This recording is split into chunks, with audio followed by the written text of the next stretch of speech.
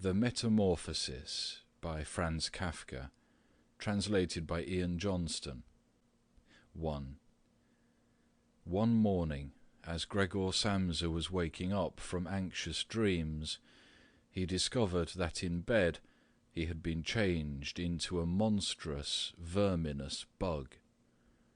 He lay on his armour-hard back and saw, as he lifted his head up a little, his brown, arched abdomen divided up into rigid bow-like sections. From this height, the blanket, just about ready to slide off completely, could hardly stay in place. His numerous legs, pitifully thin in comparison to the rest of his circumference, flickered helplessly before his eyes. "What's happened to me?" he thought. It was no dream. His room, a proper room for a human being, only somewhat too small, lay quietly between the four well-known walls. Above the table, on which an unpacked collection of sample cloth goods was spread out — Samsa was a travelling salesman — hung the picture which he had cut out of an illustrated magazine a little while ago and set in a pretty gilt frame. It was a picture of a woman with a fur hat and a fur boa. She sat erect there, lifting up in the direction of the viewer a solid fur muff into which her entire forearm had disappeared. Gregor's glance then turned to the window. The dreary weather — the raindrops were falling audibly down on the metal window ledge — made him quite melancholy. "Why don't I keep sleeping for a little while longer and forget all this foolishness?" he thought. But this was entirely impractical, for he was used to sleeping on his right side, and in his present state he couldn't get himself into this position. No matter how hard he threw himself onto his right side, he always rolled again onto his back. He must have tried it 100 times, closing his eyes so that he would not have to see the wriggling legs, and gave up only when he began to feel a light, dull pain in his side which he had never felt before.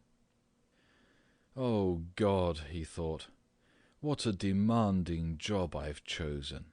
Day in, day out on the road.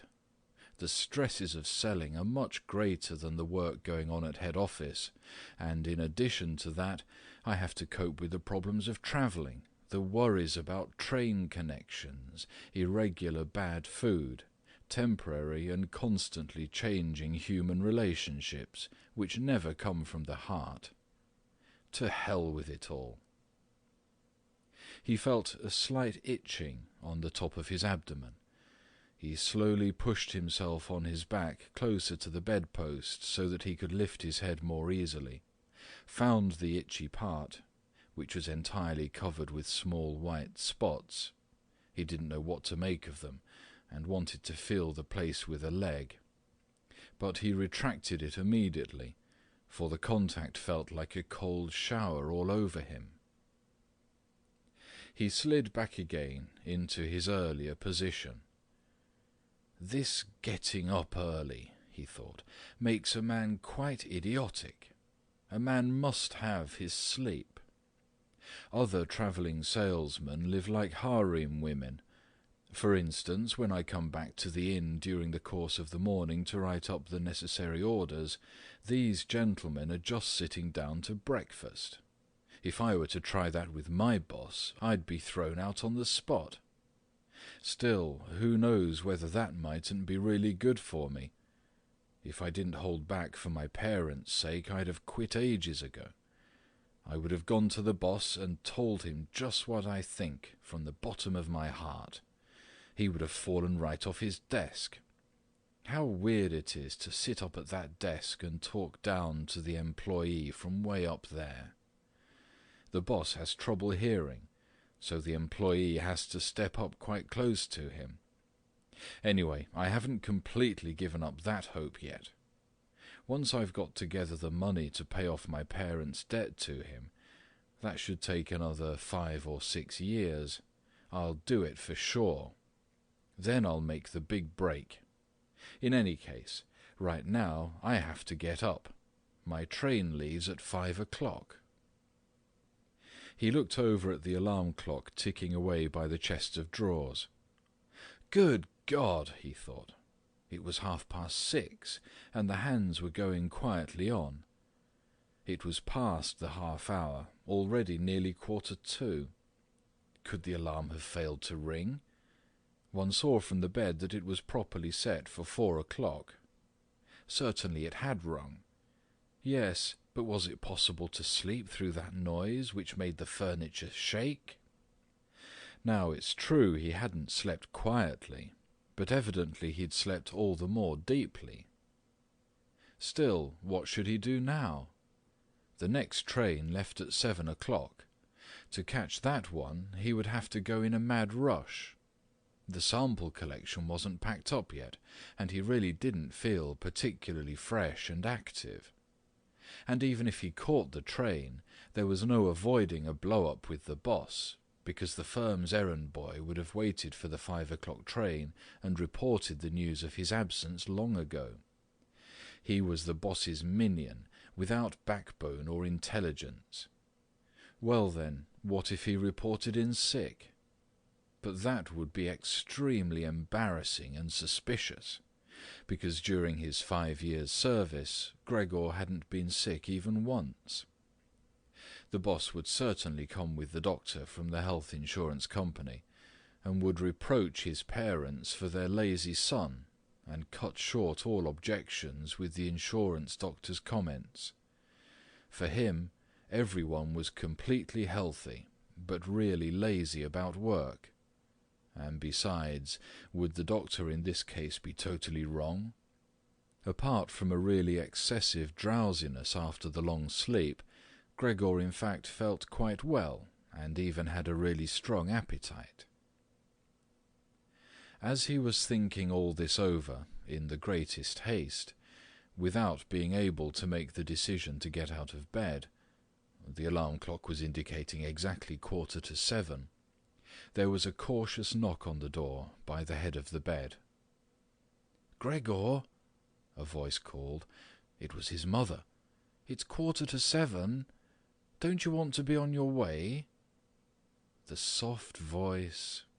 Gregor was startled when he heard his voice answering.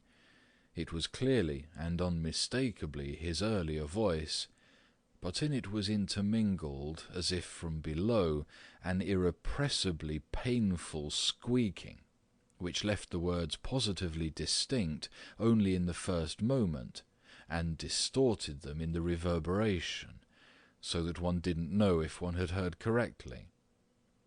Gregor wanted to answer in detail and explain everything, but in these circumstances he confined himself to saying, "Yes, yes, thank you, mother. I'm getting up right away." Because of the wooden door, the change in Gregor's voice was not really noticeable outside, so his mother calmed down with this explanation and shuffled off. However, as a result of the short conversation, the other family members became aware that Gregor was unexpectedly still at home, and already his father was knocking on one side door, weakly but with his fist. "Gregor! Gregor!" he called out. "What's going on?" And after a short while he urged him on again in a deeper voice. "Gregor! Gregor!" At the other side door, however, his sister knocked lightly. "Gregor, are you all right? Do you need anything?" Gregor directed answers in both directions. "I'll be ready right away." He made an effort with the most careful articulation, and by inserting long pauses between the individual words, to remove everything remarkable from his voice. His father turned back to his breakfast. However, the sister whispered, "Gregor, open the door, I beg you." Gregor had no intention of opening the door, but congratulated himself on his precaution, acquired from travelling, of locking all doors during the night, even at home. First, he wanted to stand up quietly and undisturbed, get dressed, above all have breakfast, and only then consider further action, for, he noticed this clearly, by thinking things over in bed, he would not reach a reasonable conclusion. He remembered that he had already often felt a light pain or other in bed, perhaps the result of an awkward lying position, which later turned out to be purely imaginary when he stood up, and he was eager to see how his present fantasies would gradually dissipate. That the change in his voice was nothing other than the onset of a real chill, an occupational illness of commercial travellers, of that he had not the slightest doubt. It was very easy to throw aside the blanket. He needed only to push himself up a little, and it fell by itself. But to continue was difficult, particularly because he was so unusually wide. He needed arms and hands to push himself upright. Instead of these, however, he had only many small limbs, which were incessantly moving with very different motions, and which, in addition, he was unable to control. If he wanted to bend one of them, then it was the first to extend itself, and if he finally succeeded in doing what he wanted with this limb, in the meantime all the others, as if left free, moved around in an excessively painful agitation. "But I must not stay in bed uselessly," said Gregor to himself. At first he wanted to get out of bed with the lower part of his body, but this lower part, which, by the way, he had not yet looked at, and which he also couldn't picture clearly, proved itself too difficult to move. The attempt went so slowly. When, having become almost frantic, he finally hurled himself forward with all his force, and without thinking, he chose his direction incorrectly, and he hit the lower bedpost hard. The violent pain he felt revealed to him that the lower part of his body was at the moment probably the most sensitive. Thus he tried to get his upper body out of the bed first, and turned his head carefully toward the edge of the bed. He managed to do this easily, and in spite of its width and weight, his body mass at last slowly followed the turning of his head. But as he finally raised his head outside the bed in the open air, he became anxious about moving forward any further in this manner, for if he allowed himself eventually to fall by this process, it would take a miracle to prevent his head from getting injured, and at all costs he must not lose consciousness right now. He preferred to remain in bed. However, after a similar effort, while he lay there again, sighing as before, and once again saw his small limbs fighting one another, if anything worse than earlier, and didn't see any chance of imposing quiet and order on this arbitrary movement, he told himself again that he couldn't possibly remain in bed, and that it might be the most reasonable thing to sacrifice everything, if there was even the slightest hope of getting himself out of bed in the process. At the same moment, however, he didn't forget to remind himself from time to time of the fact that calm, indeed the calmest, reflection might be better than the most confused decisions. At such moments, he directed his gaze as precisely as he could toward the window, but unfortunately there was little confident cheer to be had from a glance at the morning mist, which concealed even the other side of the narrow street. "It's already 7 o'clock, he told himself, at the latest striking of the alarm clock. Already 7 o'clock, and still such a fog. And for a little while longer he lay quietly, with weak breathing, as if perhaps waiting for normal and natural conditions to re-emerge out of the complete stillness. But then he said to himself, "Before it strikes 7:15, whatever happens, I must be completely out of bed. Besides, by then someone from the office will arrive to inquire about me, because the office will open before 7 o'clock." And he made an effort then to rock his entire body length out of the bed with a uniform motion. If he let himself fall out of the bed in this way, his head, which in the course of the fall he intended to lift up sharply, would probably remain uninjured. His back seemed to be hard. Nothing would really happen to that as a result of the fall. His greatest reservation was a worry about the loud noise which the fall must create, and which presumably would arouse, if not fright, then at least concern on the other side of all the doors. However, it had to be tried. As Gregor was in the process of lifting himself half out of bed, the new method was more of a game than an effort. He needed only to rock with a constant rhythm. It struck him how easy all this would be if someone were to come to his aid. 2 strong people, he thought of his father and the servant girl, would have been quite sufficient.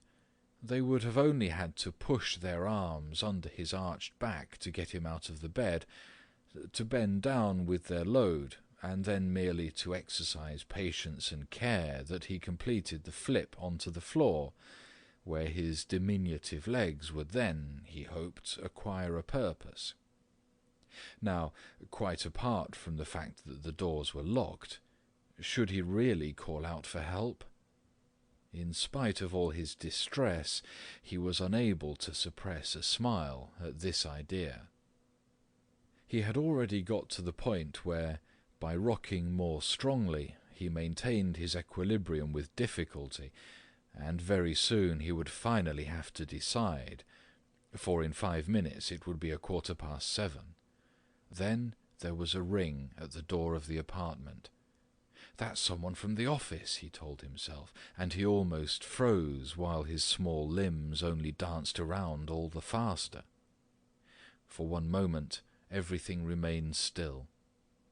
"They aren't opening," Gregor said to himself, caught up in some absurd hope. But of course then, as usual, the servant girl with her firm tread went to the door and opened it. Gregor needed to hear only the first word of the visitor's greeting to recognize immediately who it was, the manager himself. Why was Gregor the only one condemned to work in a firm where, at the slightest lapse, someone immediately attracted the greatest suspicion? Were all the employees then collectively, one and all, scoundrels? Among them there was then no truly devoted person, who, if he failed to use just a couple of hours in the morning for office work, would become abnormal from pangs of conscience and really be in no state to get out of bed? Was it really not enough to let an apprentice make inquiries, if such questioning was even necessary? Must the manager himself come, and in the process must it be demonstrated to the entire innocent family that the investigation of this suspicious circumstance could be entrusted only to the intelligence of the manager? And more as a consequence of the excited state in which this idea put Gregor than as a result of an actual decision, he swung himself with all his might out of the bed.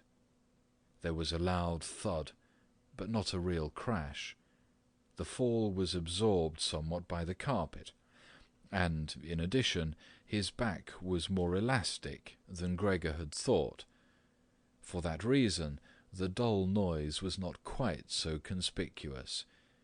But he had not held his head up with sufficient care, and had hit it. He turned his head, irritated and in pain, and rubbed it on the carpet. "Something has fallen in there," said the manager in the next room on the left. Gregor tried to imagine to himself whether anything similar to what was happening to him today could have also happened at some point to the manager. At least, one had to concede the possibility of such a thing. However, as if to give a rough answer to this question, the manager now, with a squeak of his polished boots, took a few determined steps in the next room. From the neighbouring room on the right, the sister was whispering to inform Gregor, "Gregor, the manager is here." "I know," said Gregor to himself, but he did not dare make his voice loud enough so that his sister could hear. "Gregor," his father now said from the neighbouring room on the left, "Mr. Manager has come and is asking why you have not left on the early train. We don't know what we should tell him. Besides, he also wants to speak to you personally. So please open the door. He will be good enough to forgive the mess in your room." In the middle of all this, the manager called out in a friendly way, "Good morning, Mr. Samsa." "He's not well," said his mother to the manager, while his father was still talking at the door. "He is not well, believe me, Mr. Manager. Otherwise, how would Gregor miss a train? The young man has nothing in his head except business. I'm almost angry that he never goes out at night. Right now he's been in the city 8 days, but he's been at home every evening. He sits here with us at the table and reads the newspaper quietly, or studies his travel schedules. It's quite a diversion for him to busy himself with fretwork. For instance, he cut out a small frame over the course of 2 or 3 evenings. You'd be amazed how pretty it is. It's hanging right inside the room. You'll see it immediately as soon as Gregor opens the door. Anyway, I'm happy that you're here, Mr. Manager. By ourselves, we would never have made Gregor open the door. He's so stubborn, and he's certainly not well, although he denied that this morning." "I'm coming right away," said Gregor, slowly and deliberately, and didn't move so as not to lose one word of the conversation. "My dear lady, I cannot explain it to myself in any other way," said the manager. "I hope it is nothing serious. On the other hand, I must also say that we business people, luckily or unluckily, however one looks at it, very often simply have to overcome a slight indisposition for business reasons." "So can Mr. Manager come in to see you now?" asked his father impatiently, and knocked once again on the door. "No," said Gregor. In the neighbouring room on the left, a painful stillness descended. In the neighbouring room on the right, the sister began to sob. Why didn't his sister go to the others? She'd probably just got up out of bed now, and hadn't even started to get dressed yet. Then why was she crying? Because he wasn't getting up and wasn't letting the manager in? Because he was in danger of losing his position, and because then his boss would badger his parents once again with the old demands? Those were probably unnecessary worries right now. Gregor was still here, and wasn't thinking at all about abandoning his family. At the moment he was lying right there on the carpet, and no one who knew about his condition would have seriously demanded that he let the manager in.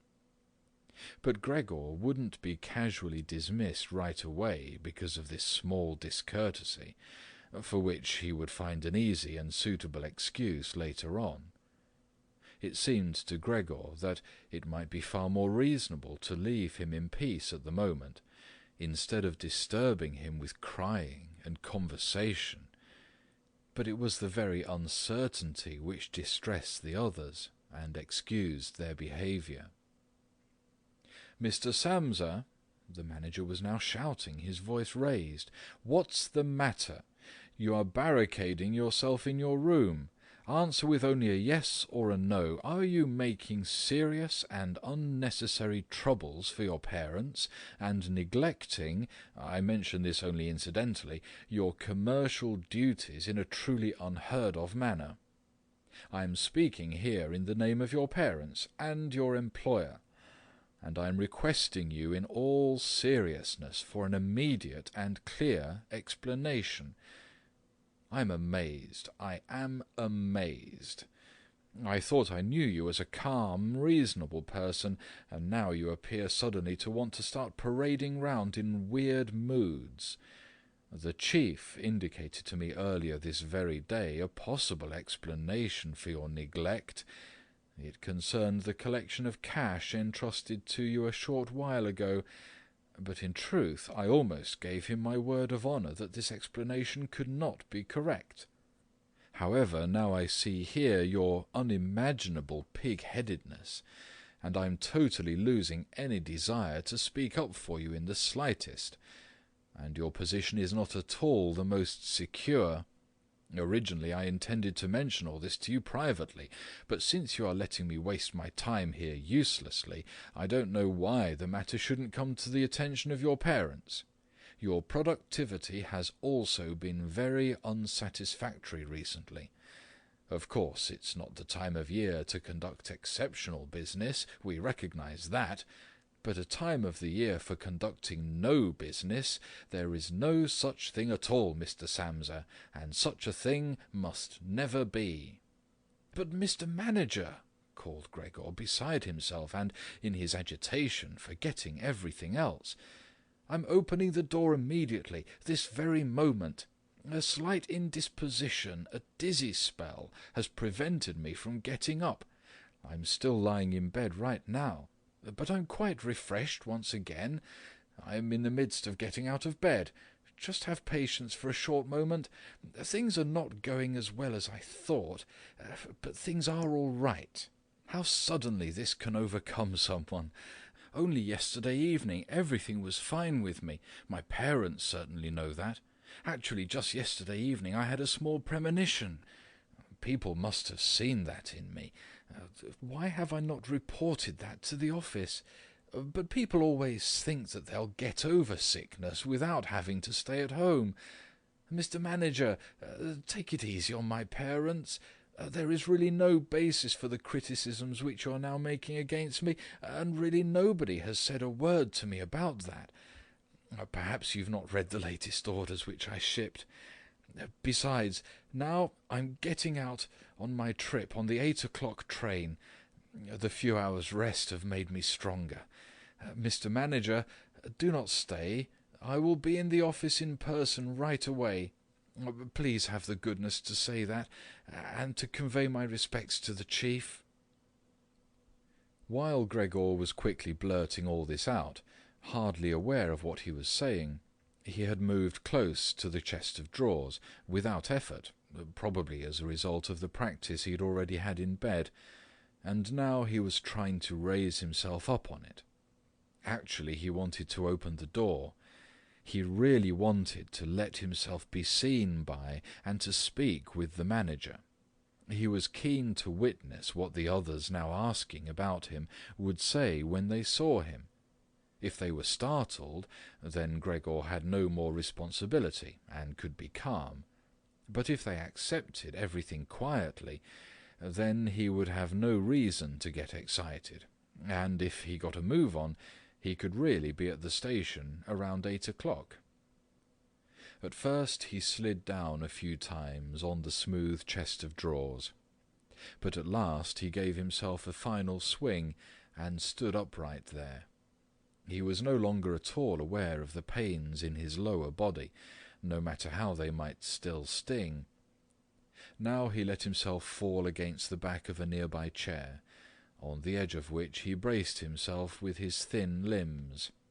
By doing this he gained control over himself and kept quiet, for he could now hear the manager.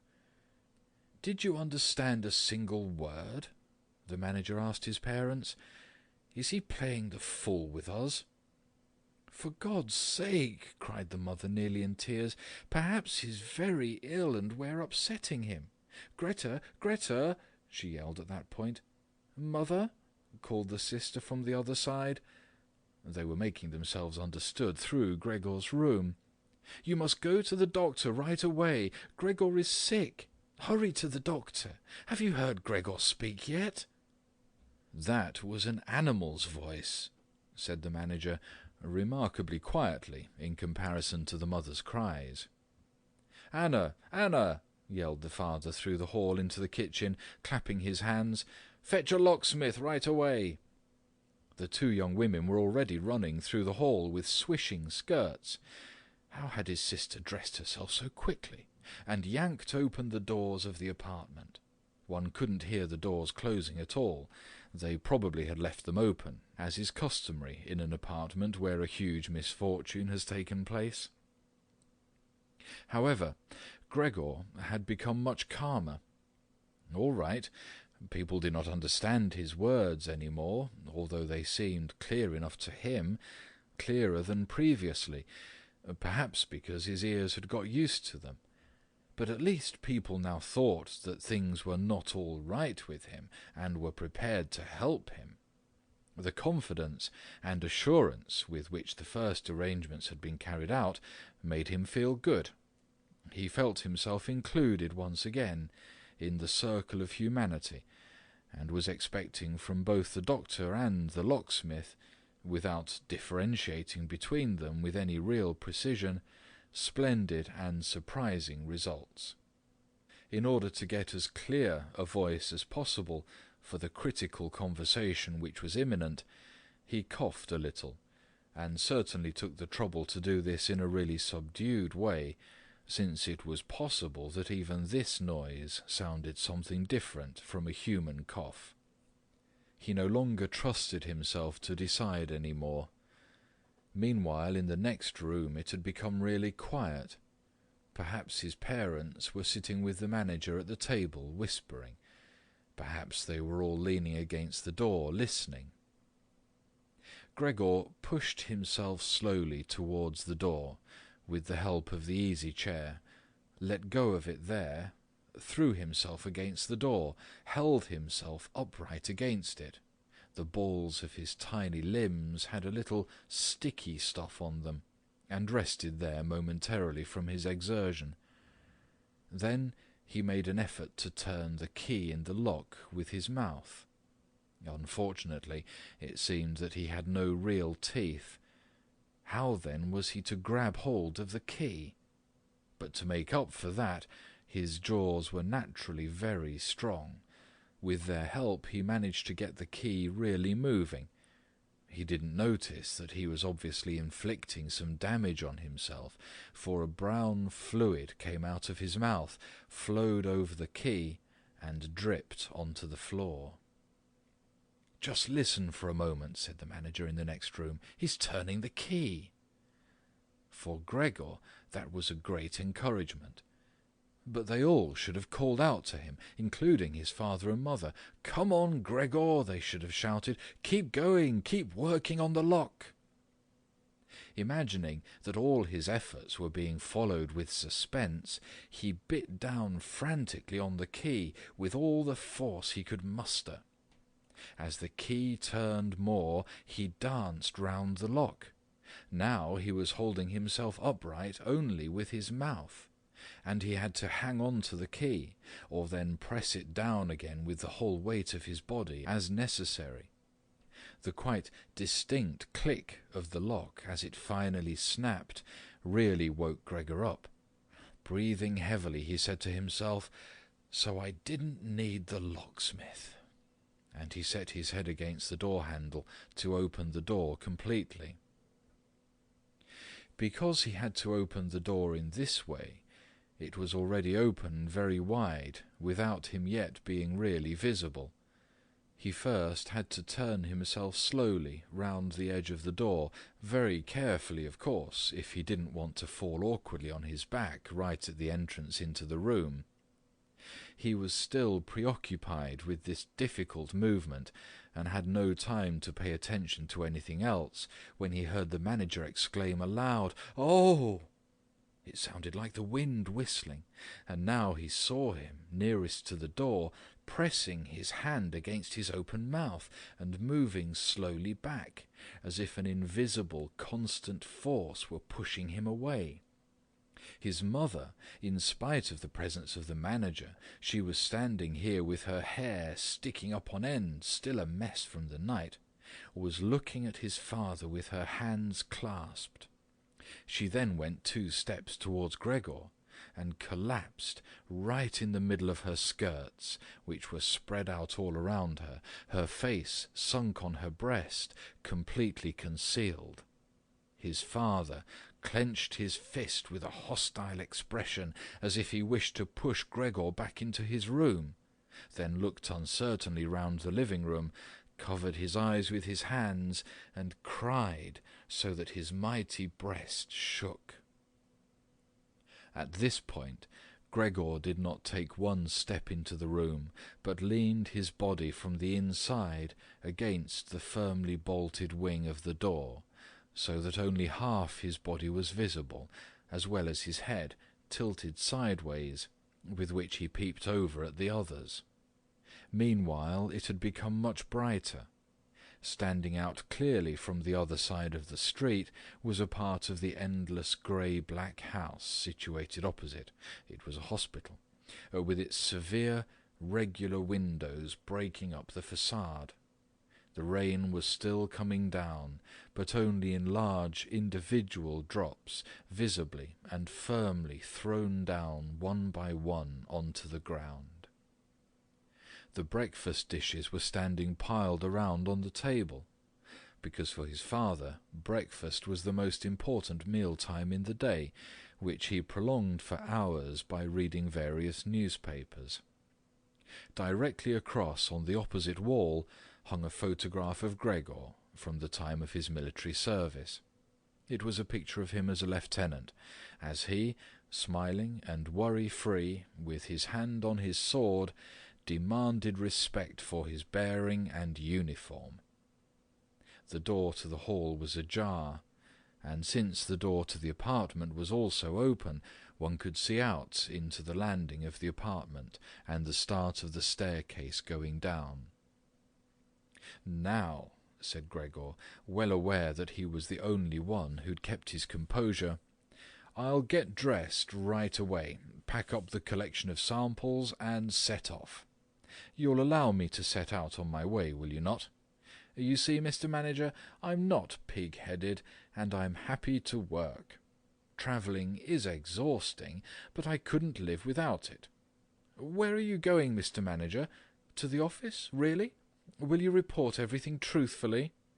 A person can be incapable of work momentarily, but that's precisely the best time to remember the earlier achievements, and to consider that later, after the obstacles have been shoved aside, the person will work all the more eagerly and intensely.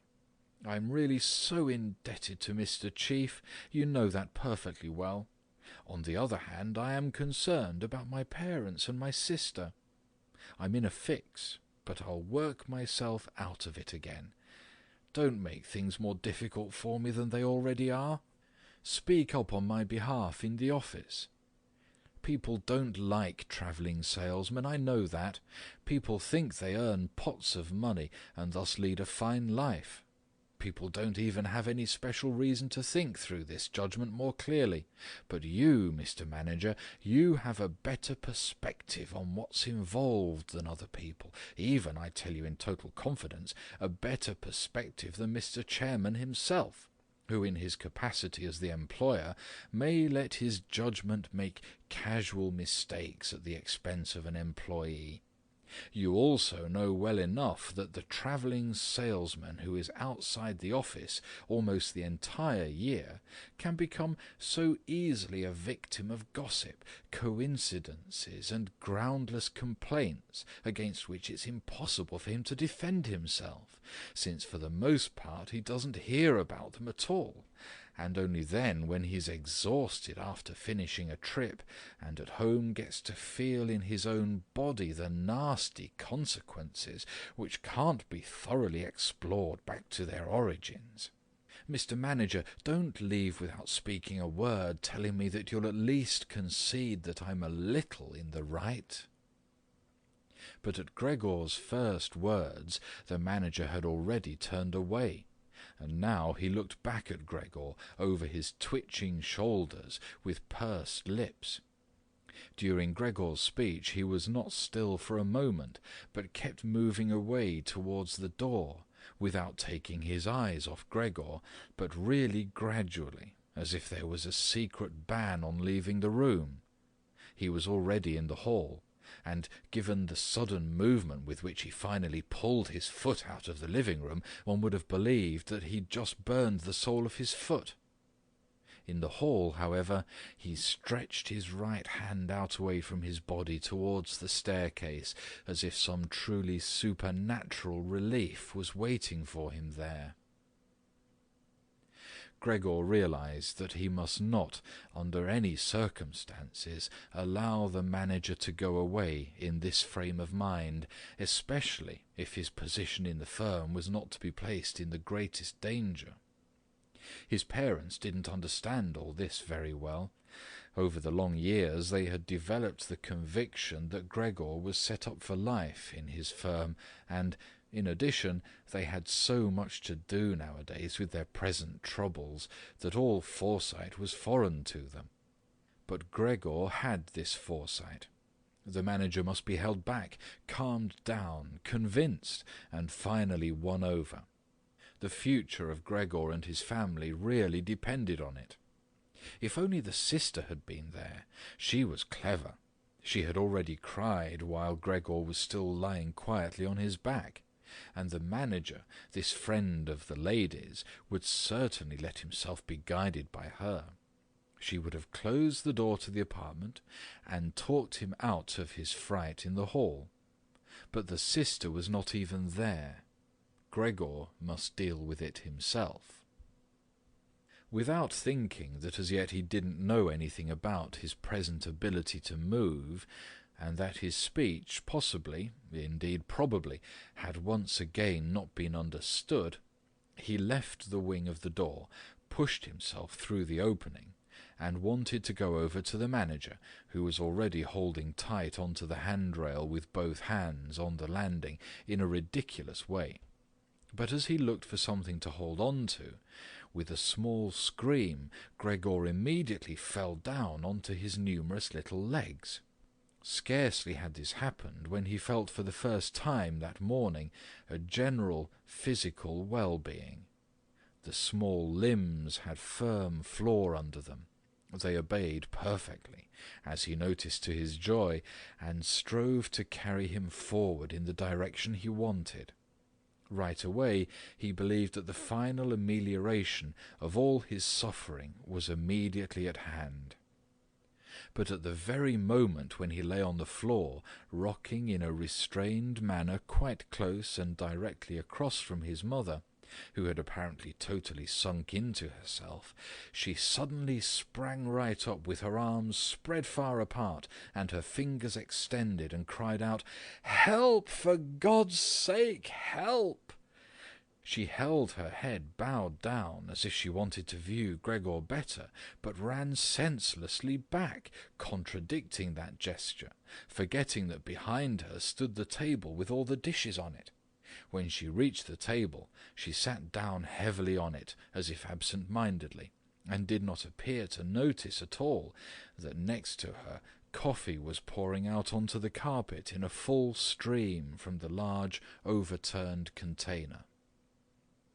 "Mother, mother," said Gregor quietly, looking over towards her. The manager momentarily had disappeared completely from his mind. At the sight of the flowing coffee, Gregor couldn't stop himself snapping his jaws in the air a few times.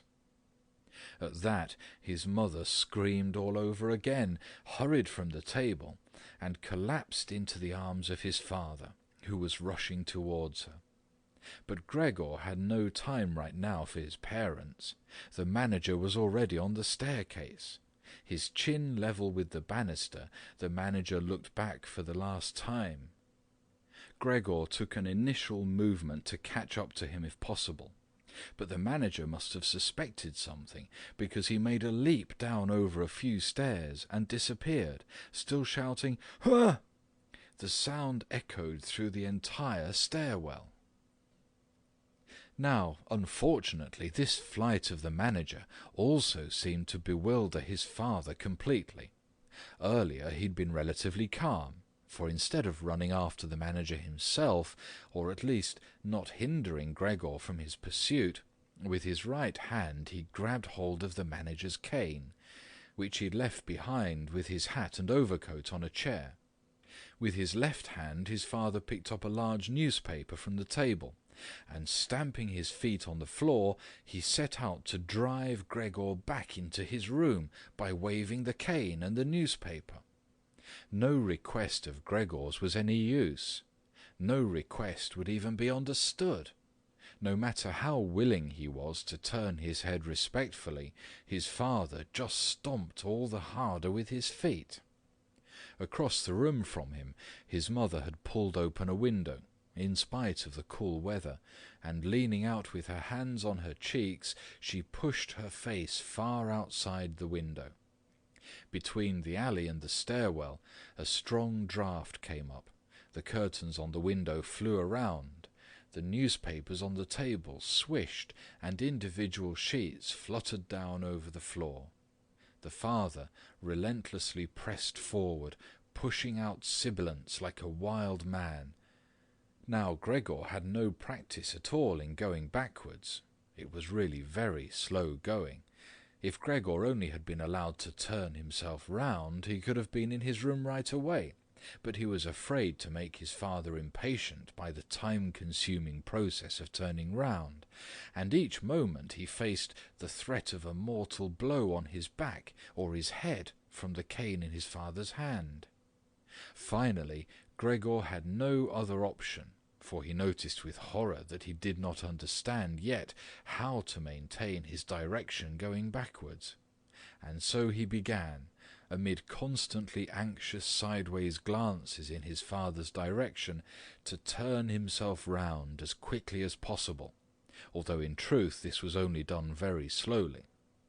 Perhaps his father noticed his good intentions, for he did not disrupt Gregor in this motion, but with the tip of the cane from a distance he even directed Gregor's rotating movement here and there. If only his father had not hissed so unbearably. Because of that, Gregor totally lost his head. He was already almost totally turned round when, always with this hissing in his ear, he just made a mistake and turned himself back a little.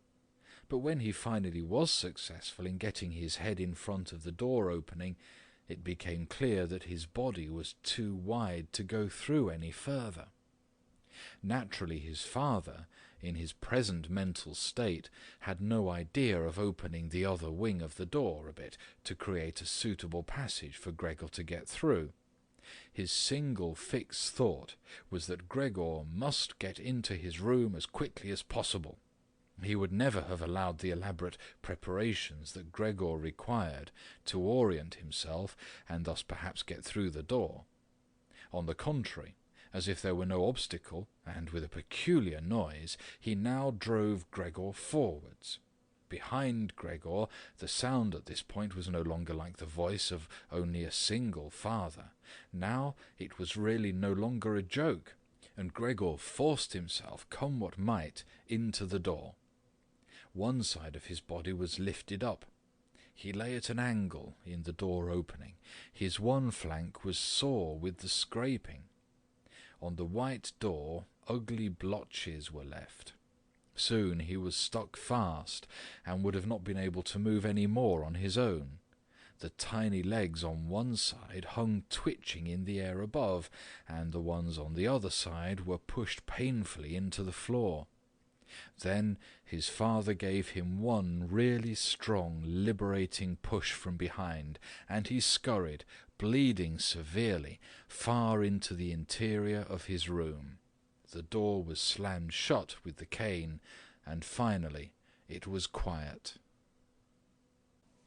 2. Gregor first woke up from his heavy swoon-like sleep in the evening twilight.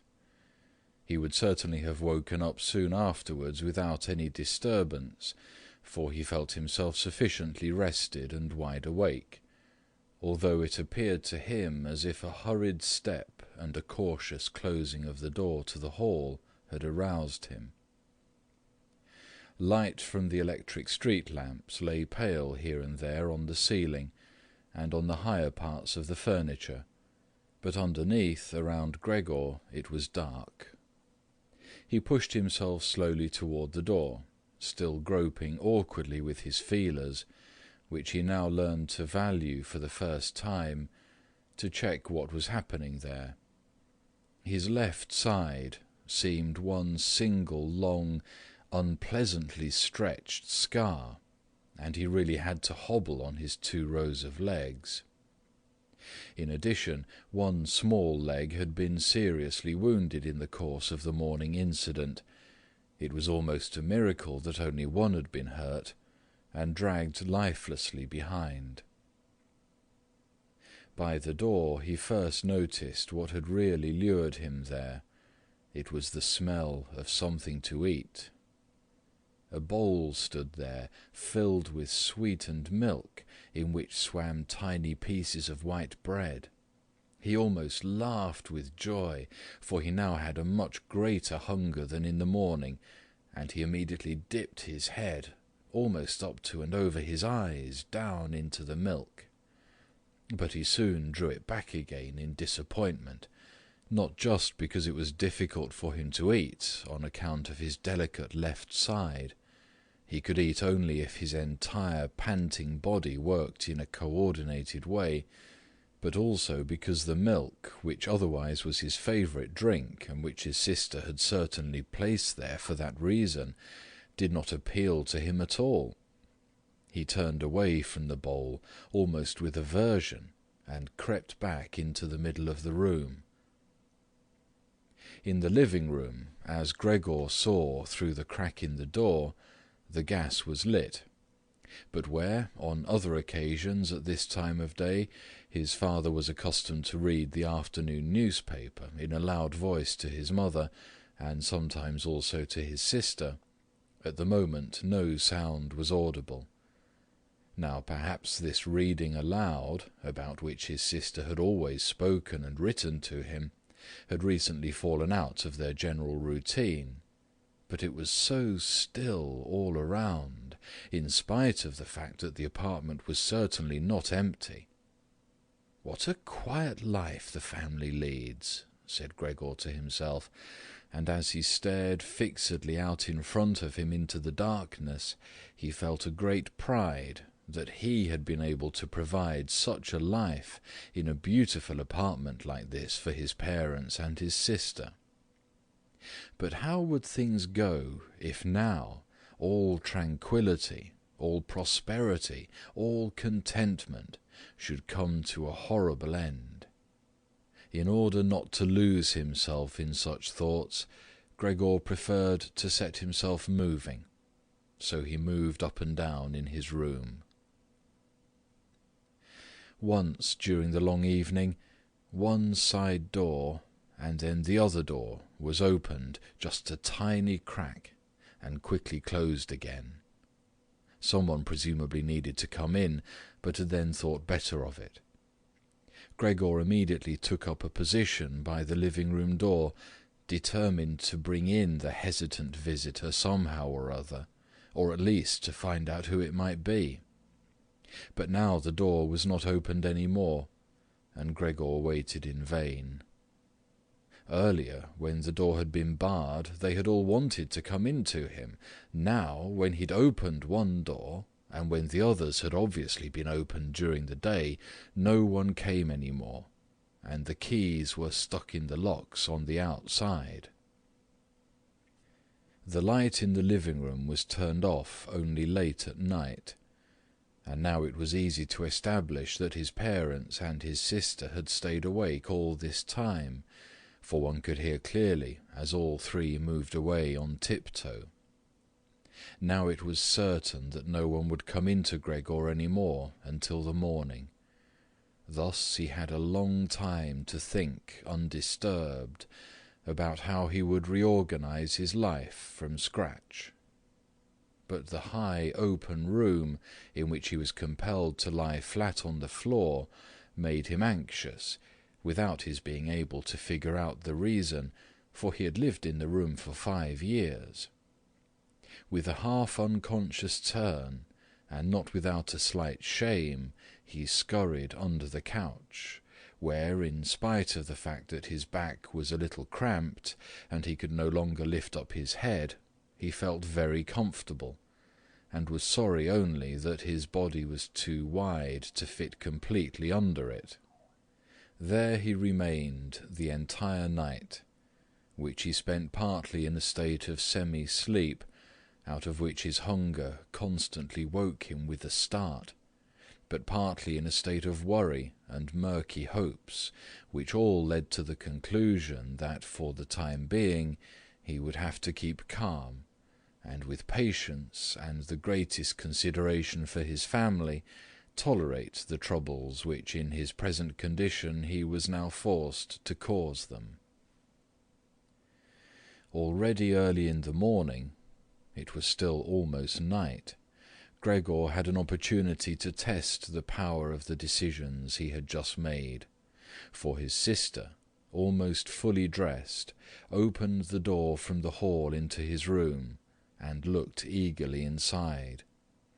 She did not find him immediately, but when she noticed him under the couch, God, he had to be somewhere or other, for he could hardly fly away, she got such a shock that, without being able to control herself, she slammed the door shut once again from the outside.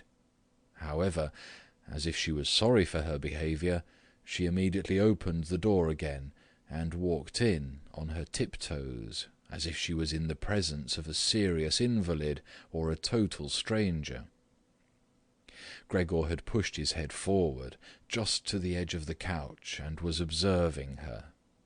Would she really notice that he had left the milk standing, not indeed from any lack of hunger, and would she bring in something else to eat more suitable for him?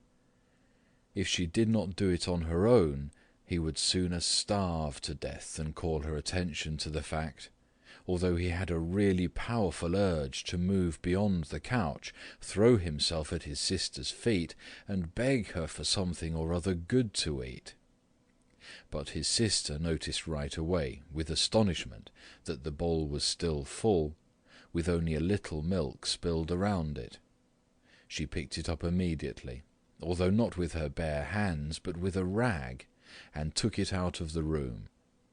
Gregor was extremely curious what she would bring as a substitute, and he pictured to himself different ideas about it. But he never could have guessed what his sister, out of the goodness of her heart, in fact did. She brought him, to test his taste, an entire selection, all spread out on an old newspaper. There were old half-rotten vegetables, bones from the evening meal, covered in a white sauce which had almost solidified, some raisins and almonds, cheese which Gregor had declared inedible 2 days earlier, a slice of dry bread, and a slice of salted bread smeared with butter. In addition to all this, she put down a bowl, probably designated once and for all as Gregor's, into which she had poured some water. And out of her delicacy of feeling, since she knew that Gregor would not eat in front of her, she went away very quickly, and even turned the key in the lock so that Gregor would now observe that he could make himself as comfortable as he wished.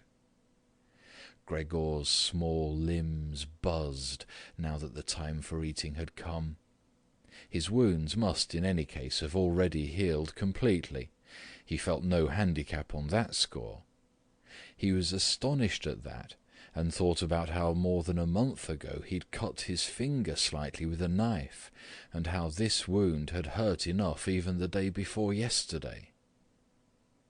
Am I now going to be less sensitive, he thought, already sucking greedily on the cheese, which had strongly attracted him right away, more than all the other foods. Quickly, and with his eyes watering with satisfaction, he ate one after the other, the cheese, the vegetables, and the sauce. The fresh food, by contrast, didn't taste good to him. He couldn't bear the smell, and even carried the things he wanted to eat a little distance away.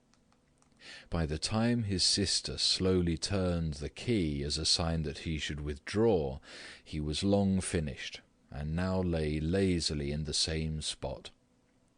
The noise immediately startled him, in spite of the fact that he was already almost asleep, and he scurried back again under the couch.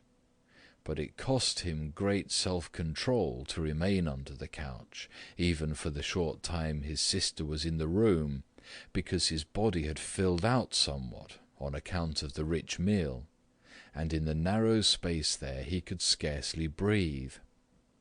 In the midst of minor attacks of asphyxiation, he looked at her with somewhat protruding eyes, as his unsuspecting sister swept up with a broom, not just the remnants, but even the foods which Gregor had not touched at all, as if these were also now useless, and as she dumped everything quickly into a bucket, which she closed with a wooden lid, and then carried all of it out of the room.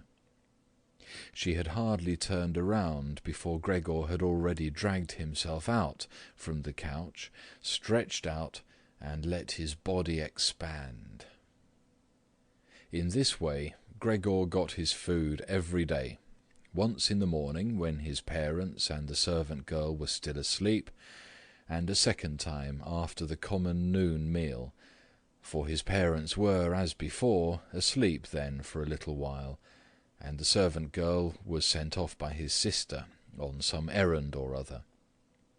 They certainly would not have wanted Gregor to starve to death, but perhaps they could not have endured finding out what he ate other than by hearsay. Perhaps his sister wanted to spare them what was possibly only a small grief, for they were really suffering quite enough already. What sorts of excuses people had used on that first morning to get the doctor and the locksmith out of the house, Gregor was completely unable to ascertain. Since they could not understand him, no one, not even his sister, thought that he might be able to understand others, and thus, when his sister was in her room, he had to be content with listening now and then to her sighs and invocations to the saints. Only later, when she had grown somewhat accustomed to everything, naturally there could never be any talk of her growing completely accustomed to it, Gregor sometimes caught a comment which was intended to be friendly, or could be interpreted as such. "Well, today it tasted good to him," she said, if Gregor had really cleaned up what he had to eat, whereas in the reverse situation, which gradually repeated itself more and more frequently, she used to say sadly, "Now everything has stopped again." But while Gregor could get no new information directly, he did hear a good deal from the room next door, and as soon as he heard voices, he scurried right away to the appropriate door and pressed his entire body against it. In the early days especially, there was no conversation which was not concerned with him in some way or another, even if only in secret. For 2 days, at all meal-times, discussions on that subject could be heard, on how people should now behave. But they also talked about the same subject in the times between meals, for there were always at least 2 family members at home, since no one really wanted to remain in the house alone, and people could not under any circumstances leave the apartment completely empty. In addition, on the very first day, the servant girl, it was not completely clear what and how much she knew about what had happened, on her knees had begged his mother to let her go immediately, and when she said good-bye about 15 minutes later, she thanked them for the dismissal with tears in her eyes, as if she was receiving the greatest favour which people had shown her there, and, without anyone demanding it from her, she swore a fearful oath not to betray anyone, not even the slightest bit. Now his sister had to team up with his mother to do the cooking, although that didn't create much trouble because people were eating almost nothing, Again and again Gregor listened as one of them vainly invited another one to eat, and received no answer other than, "Thank you, I've had enough," or something like that. And perhaps they had stopped having anything to drink too. His sister often asked his father whether he wanted to have a beer, and gladly offered to fetch it herself. And when his father was silent, she said, in order to remove any reservations he might have, that she could send the caretaker's wife to get it. But then his father finally said a resounding "no," and nothing more would be spoken about it. Already during the first day his father laid out all the financial circumstances and prospects to his mother and to his sister as well. From time to time he stood up from the table and pulled out of the small lock-box salvaged from his business, which had collapsed 5 years previously, some document or other, or some notebook. The sound was audible as he opened up the complicated lock, and after removing what he was looking for, locked it up again. These explanations by his father were, in part, the first enjoyable thing that Gregor had the chance to listen to since his imprisonment. He had thought that nothing at all was left over for his father from that business. At least his father had told him nothing to contradict that view, and Gregor in any case hadn't asked him about it. At the time, Gregor's only concern had been to use everything he had in order to allow his family to forget as quickly as possible the business misfortune which had brought them all into a state of complete hopelessness. And so at that point he'd started to work with a special intensity, and from an assistant had become almost overnight a travelling salesman, who naturally had entirely different possibilities for earning money, and whose successes at work were converted immediately into the form of cash commissions, which could be set out on the table at home in front of his astonished and delighted family. Those had been beautiful days, and they had never come back afterwards, at least not with the same splendour, in spite of the fact that Gregor later earned so much money that he was in a position to bear the expenses of the entire family, costs which he, in fact, did bear. They had become quite accustomed to it, both the family and Gregor as well. They took the money with thanks, and he happily surrendered it. But the special warmth was no longer present. Only the sister had remained still close to Gregor, and it was his secret plan to send her next year to the conservatory, regardless of the great expense which that necessarily involved, and which would be made up in other ways. In contrast to Gregor, she loved music very much, and knew how to play the violin charmingly. Now and then, during Gregor's short stays in the city, the conservatory was mentioned in conversations with his sister, but always only as a beautiful dream, whose realization was unimaginable, and their parents never listened to these innocent expectations with pleasure. But Gregor thought about them with scrupulous consideration, and intended to explain the matter ceremoniously on Christmas Eve. In his present situation, such futile ideas went through his head while he pushed himself right up against the door and listened. Sometimes in his general exhaustion he couldn't listen any more, and let his head bang listlessly against the door. But he immediately pulled himself together, for even the small sound which he made by this motion was heard nearby, and silenced everyone. "There he goes on again," said his father after a while, clearly turning towards the door, and only then would the interrupted conversation gradually be resumed again. Gregor found out clearly enough, for his father tended to repeat himself often in his explanations, partly because he had not personally concerned himself with these matters for a long time now, and partly also because his mother didn't understand everything right away the first time, that, in spite all bad luck, a fortune, although a very small one, was available from the old times, which the interest, which had not been touched, had in the intervening time gradually allowed to increase a little.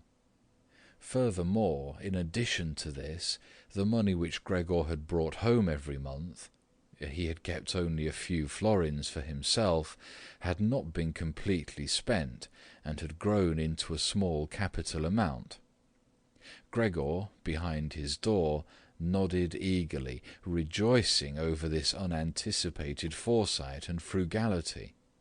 True, with this excess money he could have paid off more of his father's debt to his employer, and the day on which he could be rid of this position would have been a lot closer, but now things were doubtless better the way his father had arranged them. At the moment, however, this money was not nearly sufficient to permit the family to live on the interest payments. Perhaps it would be enough to maintain the family for 1 or at most 2 years, that's all. Thus it only added up to an amount which one should not really draw upon, and which must be set aside for an emergency. But the money to live on had to be earned. Now, although his father was old, he was a healthy man, who had not worked at all for 5 years, and thus could not be counted on for very much. He had in these 5 years, the first holidays of his trouble-filled but unsuccessful life, put on a good deal of fat, and thus had become really heavy. And should his old mother now perhaps work for money, a woman who suffered from asthma, for whom wandering through the apartment even now was a great strain, and who spent every second day on the sofa by the open window, labouring for breath? Should his sister earn money, a girl who was still a 17-year-old child, whose earlier lifestyle had been so very delightful that it had consisted of dressing herself nicely, sleeping in late, helping around the house, taking part in a few modest enjoyments, and, above all, playing the violin? When it came to talking about this need to earn money, at first Gregor went away from the door and threw himself on the cold leather sofa beside the door, for he was quite hot from shame and sorrow. Often he lay there all night long. He didn't sleep a moment, and just scratched on the leather for hours at a time. He undertook the very difficult task of shoving a chair over to the window. Then he crept up on the window-sill, and, braced on the chair, leaned against the window to look out, obviously with some memory or other of the satisfaction which that used to bring him in earlier times. Actually, from day to day he perceived things with less and less clarity, even those a short distance away, the hospital across the street, the all too frequent sight of which he had previously cursed, was not visible at all any more, and if he had not been precisely aware that he lived in the quiet but completely urban Charlotte Street, he could have believed that from his window he was peering out at a featureless wasteland, in which the grey heaven and the grey earth had merged and were indistinguishable. His attentive sister must have observed a couple of times that the chair stood by the window. Then, after cleaning up the room, each time she pushed the chair back right against the window, and from now on she even left the inner casement open. If Gregor had only been able to speak to his sister and thank her for everything that she had to do for him, he would have tolerated her service more easily. As it was, he suffered under it. The sister admittedly sought to cover up the awkwardness of everything as much as possible, and as time went by she naturally got more successful at it. But with the passing of time, Gregor also came to understand everything more precisely. Even her entrance was terrible for him. As soon as she entered, she ran straight to the window, without taking the time to shut the door, in spite of the fact that she was otherwise very considerate in sparing anyone the sight of Gregor's room, and yanked the window open with eager hands, as if she was almost suffocating, and remained for a while by the window, breathing deeply, even when it was still so cold. With this running and noise she frightened Gregor twice every day. The entire time he trembled under the couch, and yet he knew very well that she would certainly have spared him gladly if it had only been possible to remain with the window closed in a room where Gregor lived. On one occasion, about 1 month had already gone by since Gregor's transformation, and there was now no particular reason any more for his sister to be startled at Gregor's appearance. She arrived a little earlier than usual, and came upon Gregor as he was still looking out the window, immobile and well positioned to frighten someone. It would not have come as a surprise to Gregor if she had not come in, since his position was preventing her from opening the window immediately. But she not only did not step inside, she even retreated and shut the door. A stranger really might have concluded from this that Gregor had been lying in wait for her and wanted to bite her.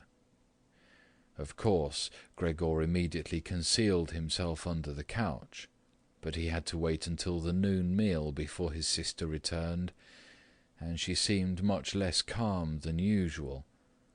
From this he realized that his appearance was still constantly intolerable to her, and must remain intolerable in future, and that she really had to exert a lot of self-control not to run away from a glimpse of only the small part of his body which stuck out from under the couch.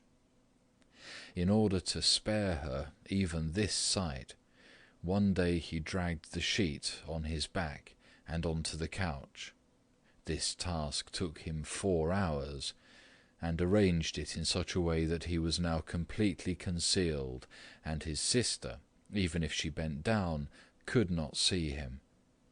If this sheet was not necessary, as far as she was concerned, then she could remove it, for it was clear enough that Gregor could not derive any pleasure from isolating himself so completely. But she left the sheet just as it was, and Gregor believed he even caught a look of gratitude when, on one occasion, he carefully lifted up the sheet a little with his head to check, as his sister took stock of the new arrangement. In the first 2 weeks his parents could not bring themselves to visit him, and he often heard how they fully acknowledged his sister's present work, whereas earlier they had often got annoyed at his sister because she had seemed to them a somewhat useless young woman. However, now both his father and his mother often waited in front of Gregor's door while his sister cleaned up inside, and as soon as she came out she had to explain in detail how things looked in the room, what Gregor had eaten, how he had behaved this time, and whether perhaps a slight improvement was perceptible. In any event, his mother comparatively soon wanted to visit Gregor, but his father and his sister restrained her, at first with reasons which Gregor listened to very attentively and which he completely endorsed. Later, however, they had to hold her back forcefully, and when she then cried, "Let me go to Gregor, he's my unlucky son. Don't you understand that I have to go to him?" Gregor then thought that perhaps it would be a good thing if his mother came in, not every day, of course, but maybe once a week. She understood everything much better than his sister, who, in spite of all her courage, was still a child, and in the last analysis had perhaps undertaken such a difficult task only out of childish recklessness. Gregor's wish to see his mother was soon realized. While during the day Gregor, out of consideration for his parents, did not want to show himself by the window, he couldn't crawl around very much on the few square meters of the floor. He found it difficult to bear lying quietly during the night, and soon eating no longer gave him the slightest pleasure. So for diversion, he acquired the habit of crawling back and forth across the walls and ceiling. He was especially fond of hanging from the ceiling. The experience was quite different from lying on the floor. It was easier to breathe. A slight vibration went through his body, and in the midst of the almost happy amusement which Gregor found up there, it could happen that, to his own surprise, he let go and hit the floor. However, now he naturally controlled his body quite differently, and he did not injure himself in such a great fall. His sister noticed immediately the new amusement which Gregor had found for himself, for as he crept around he left behind here and there traces of his sticky stuff, and so she got the idea of making Gregor's creeping around as easy as possible, and thus of removing the furniture which got in the way, especially the chest of drawers and the writing desk. But she was in no position to do this by herself. She did not dare to ask her father to help, and the servant girl would certainly not have assisted her, for although this girl, about 16 years old, had courageously remained since the dismissal of the previous cook, she had begged for the privilege of being allowed to stay permanently confined to the kitchen, and of having to open the door only in answer to a special summons. Thus his sister had no other choice but to involve his mother, while his father was absent. His mother approached Gregor's room with cries of excited joy, but she fell silent at the door. Of course, his sister first checked whether everything in the room was in order. Only then did she let his mother walk in. In great haste, Gregor had drawn the sheet down even further and wrinkled it more. The whole thing really looked just like a coverlet thrown carelessly over the couch. On this occasion, Gregor held back from spying out from under the sheet. Thus he refrained from looking at his mother this time, and was just happy that she had come. "Come on, he's not visible," said his sister, and evidently led his mother by the hand. Now Gregor listened as these two weak women shifted the still heavy old chest of drawers from its position, and his sister constantly took on herself the greatest part of the work, without listening to the warnings of his mother, who was afraid that she would strain herself. The work lasted a long time. After about a quarter of an hour had already gone by, his mother said it would be better if they left the chest of drawers where it was, because in the first place it was too heavy. They would not be finished before his father's arrival, and leaving the chest of drawers in the middle of the room would block all Gregor's pathways, but in the second place they could not be certain that Gregor would be pleased with the removal of the furniture. To her the reverse seemed to be true. The sight of the empty walls pierced her right to the heart, and why should Gregor not feel the same, since he had been accustomed to the room furnishings for a long time, and in an empty room would feel himself abandoned?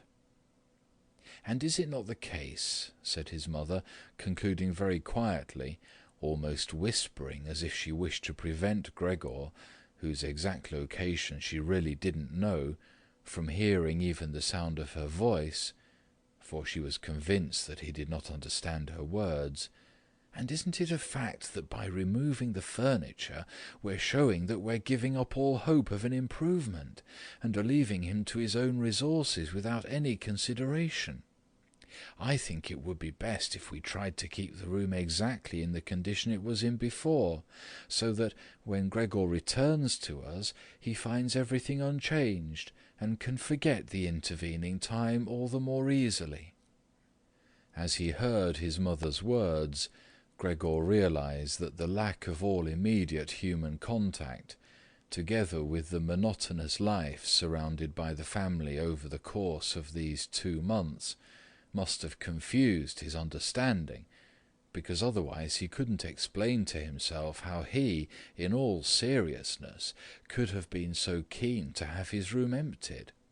Was he really eager to let the warm room, comfortably furnished with pieces he had inherited, be turned into a cavern, in which he would of course then be able to crawl about in all directions without disturbance, but at the same time with a quick and complete forgetting of his human past as well?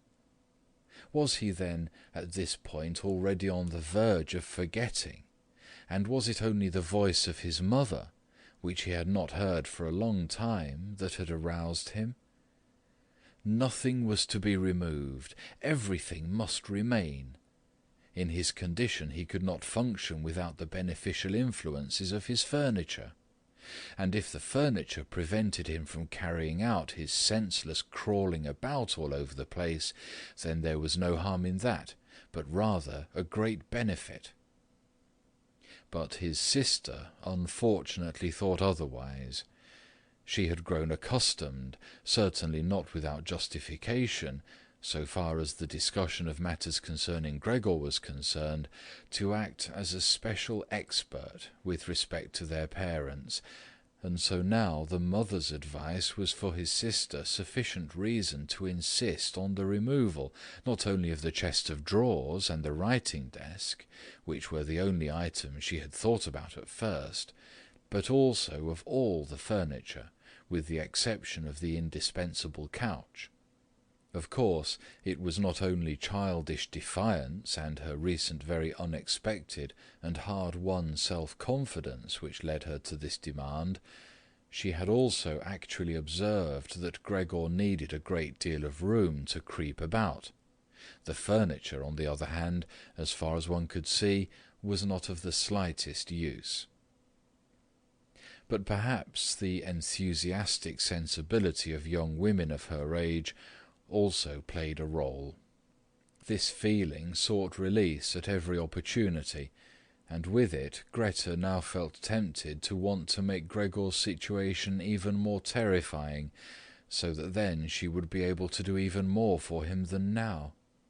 For surely no one except Greta would ever trust themselves to enter a room in which Gregor ruled the empty walls all by himself, and so she did not let herself be dissuaded from her decision by her mother, who in this room seemed uncertain of herself in her sheer agitation, and soon kept quiet, helping his sister with all her energy to get the chest of drawers out of the room. Now Gregor could still do without the chest of drawers if need be, but the writing desk really had to stay, and scarcely had the women left the room with the chest of drawers, groaning as they pushed it, when Gregor stuck his head out from under the sofa to take a look how he could intervene cautiously and with as much consideration as possible. But unfortunately it was his mother who came back into the room first, while Greta had her arms wrapped around the chest of drawers in the next room and was rocking it back and forth by herself, without moving it from its position. His mother was not used to the sight of Gregor. He could have made her ill, and so, frightened, Gregor scurried backwards right to the other side of the sofa, but he could no longer prevent the sheet from moving forward a little. That was enough to catch his mother's attention. She came to a halt, stood still for a moment, and then went back to Greta. Although Gregor kept repeating to himself over and over that really nothing unusual was going on, that only a few pieces of furniture were being rearranged, he soon had to admit to himself that the movements of the women to and fro, their quiet conversations, and the scratching of the furniture on the floor affected him like a great swollen commotion on all sides, and so firmly was he pulling in his head and legs and pressing his body to the floor, he had to tell himself unequivocally that he wouldn't be able to endure all this much longer. They were cleaning out his room, taking away from him everything he cherished. They had already dragged out the chest of drawers in which the fret-saw and other tools were kept, and they were now loosening the writing desk which was fixed tight to the floor, the desk on which he, as a business student, a school student, indeed even as an elementary school student, had written out his assignments. At that moment he really didn't have any more time to check the good intentions of the two women, whose existence he had in any case almost forgotten, because in their exhaustion they were working really silently, and the heavy stumbling of their feet was the only sound to be heard. And so he scuttled out. The women were just propping themselves up on the writing desk in the next room in order to take a breather. Changing the direction of his path 4 times, he really didn't know what he should rescue first. Then he saw hanging conspicuously on the wall, which was otherwise already empty, the picture of the woman dressed in nothing but fur. He quickly scurried up over it and pressed himself against the glass which held it in place, and which made his hot abdomen feel good. At least this picture, which Gregor at the moment completely concealed, surely no one would now take it away. He twisted his head towards the door of the living-room to observe the women as they came back in. They had not allowed themselves very much rest, and were coming back right away. Greta had placed her arm around her mother and held her tightly. "So what shall we take now?" said Greta, and looked around her. Then her glance met Gregor's from the wall. She kept her composure only because her mother was there. She bent her face towards her mother in order to prevent her from looking round, and said, although in a trembling voice and too quickly, "Come, wouldn't it be better to go back to the living-room for just another moment?" Greta's purpose was clear to Gregor. She wanted to bring his mother to a safe place, and then chase him down from the wall. Well, let her just try. He squatted on his picture and did not hand it over. He would sooner spring into Greta's face. But Greta's words had immediately made the mother very uneasy. She walked to the side, caught sight of the enormous brown splotch on the flowered wallpaper, and before she became truly aware that what she was looking at was Gregor, screamed out in a high-pitched raw voice, "Oh God! Oh God!" and fell with outstretched arms as if she were surrendering everything, down onto the couch, and lay there motionless.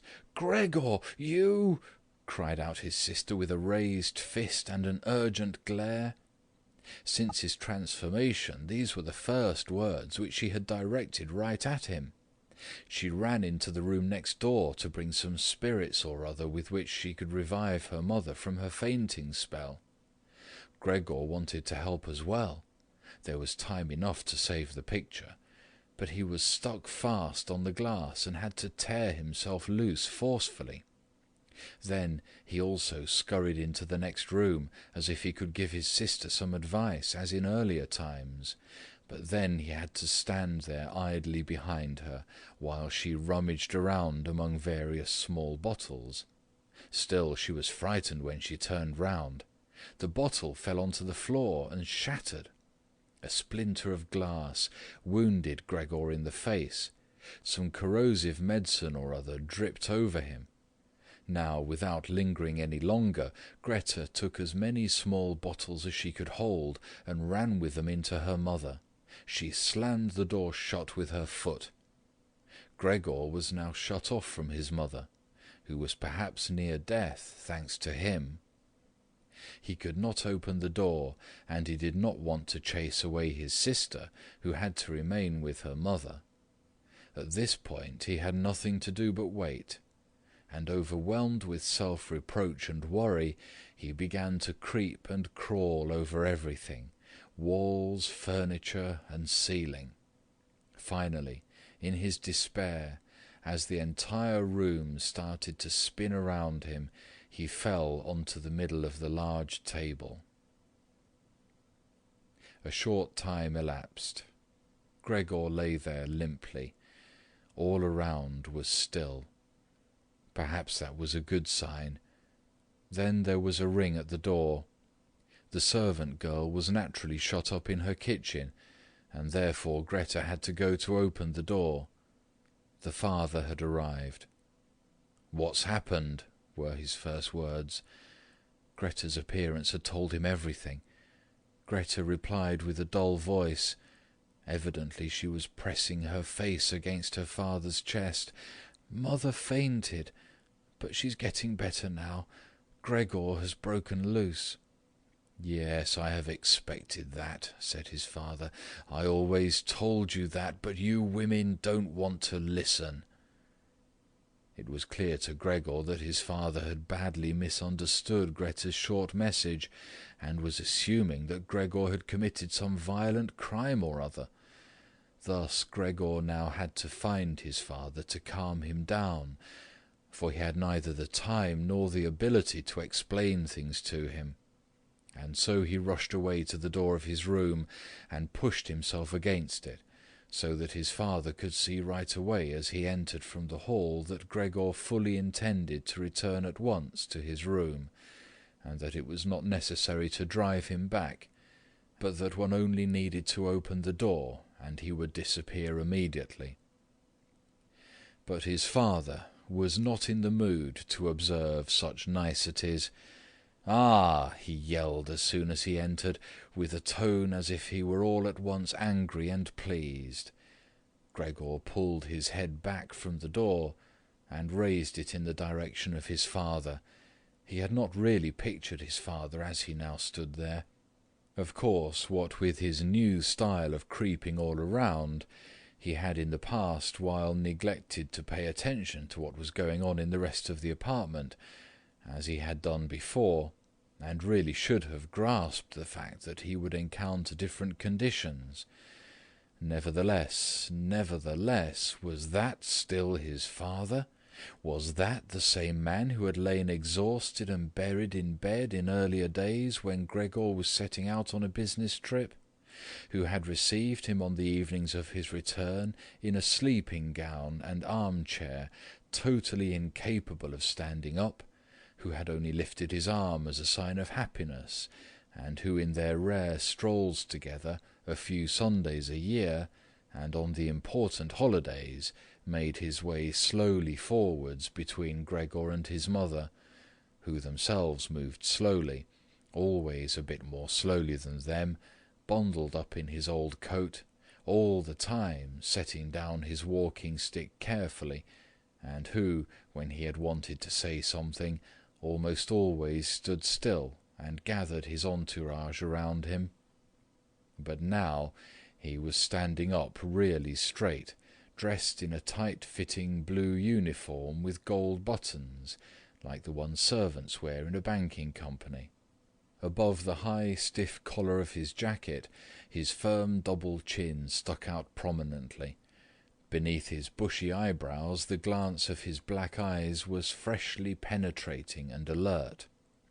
His otherwise dishevelled white hair was combed down into a carefully exact, shining part.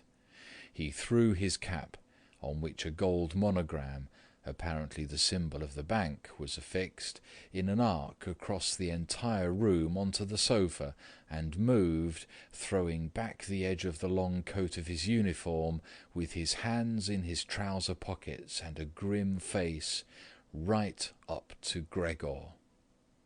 He really didn't know what he had in mind, but he raised his foot uncommonly high anyway, and Gregor was astonished at the gigantic size of the sole of his boot. However, he did not linger on that point, for he knew from the first day of his new life that, as far as he was concerned, his father considered the greatest force the only appropriate response, and so he scurried away from his father, stopped when his father remained standing, and scampered forward again when his father merely stirred. And in this way they made their way round the room repeatedly, without anything decisive taking place. In fact, because of the slow pace, it didn't look like a chase. Gregor remained on the floor for the time being, especially since he was afraid that his father could take a flight up onto the wall or the ceiling as an act of real malice. At any event, Gregor had to tell himself that he couldn't keep up this running round for a long time, because whenever his father took a single step, he had to go through an enormous number of movements. Already he was starting to suffer from a shortage of breath, just as in his earlier days when his lungs had been quite unreliable. As he now staggered around in this way in order to gather all his energies for running, hardly keeping his eyes open and feeling so listless that he had no notion at all of any escape other than by running, and had almost already forgotten that the walls were available to him, although they were obstructed by carefully carved furniture full of sharp objects and spikes.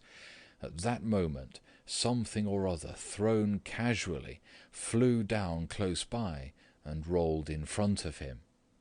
It was an apple. Immediately, a second one flew after it. Gregor stood still in fright. Further running away was useless, for his father had decided to bombard him. From the fruit bowl on the sideboard, his father had filled his pockets, and now, without for the moment taking accurate aim, he was throwing apple after apple. These small red apples rolled around on the floor as if electrified and collided with each other. A weakly thrown apple grazed Gregor's back, but skidded off harmlessly. However, another, thrown immediately after that one, drove into Gregor's back really hard. Gregor wanted to drag himself off, as if the unexpected and incredible pain would go away if he changed his position. But he felt as if he was nailed in place, and lay stretched out completely confused in all his senses.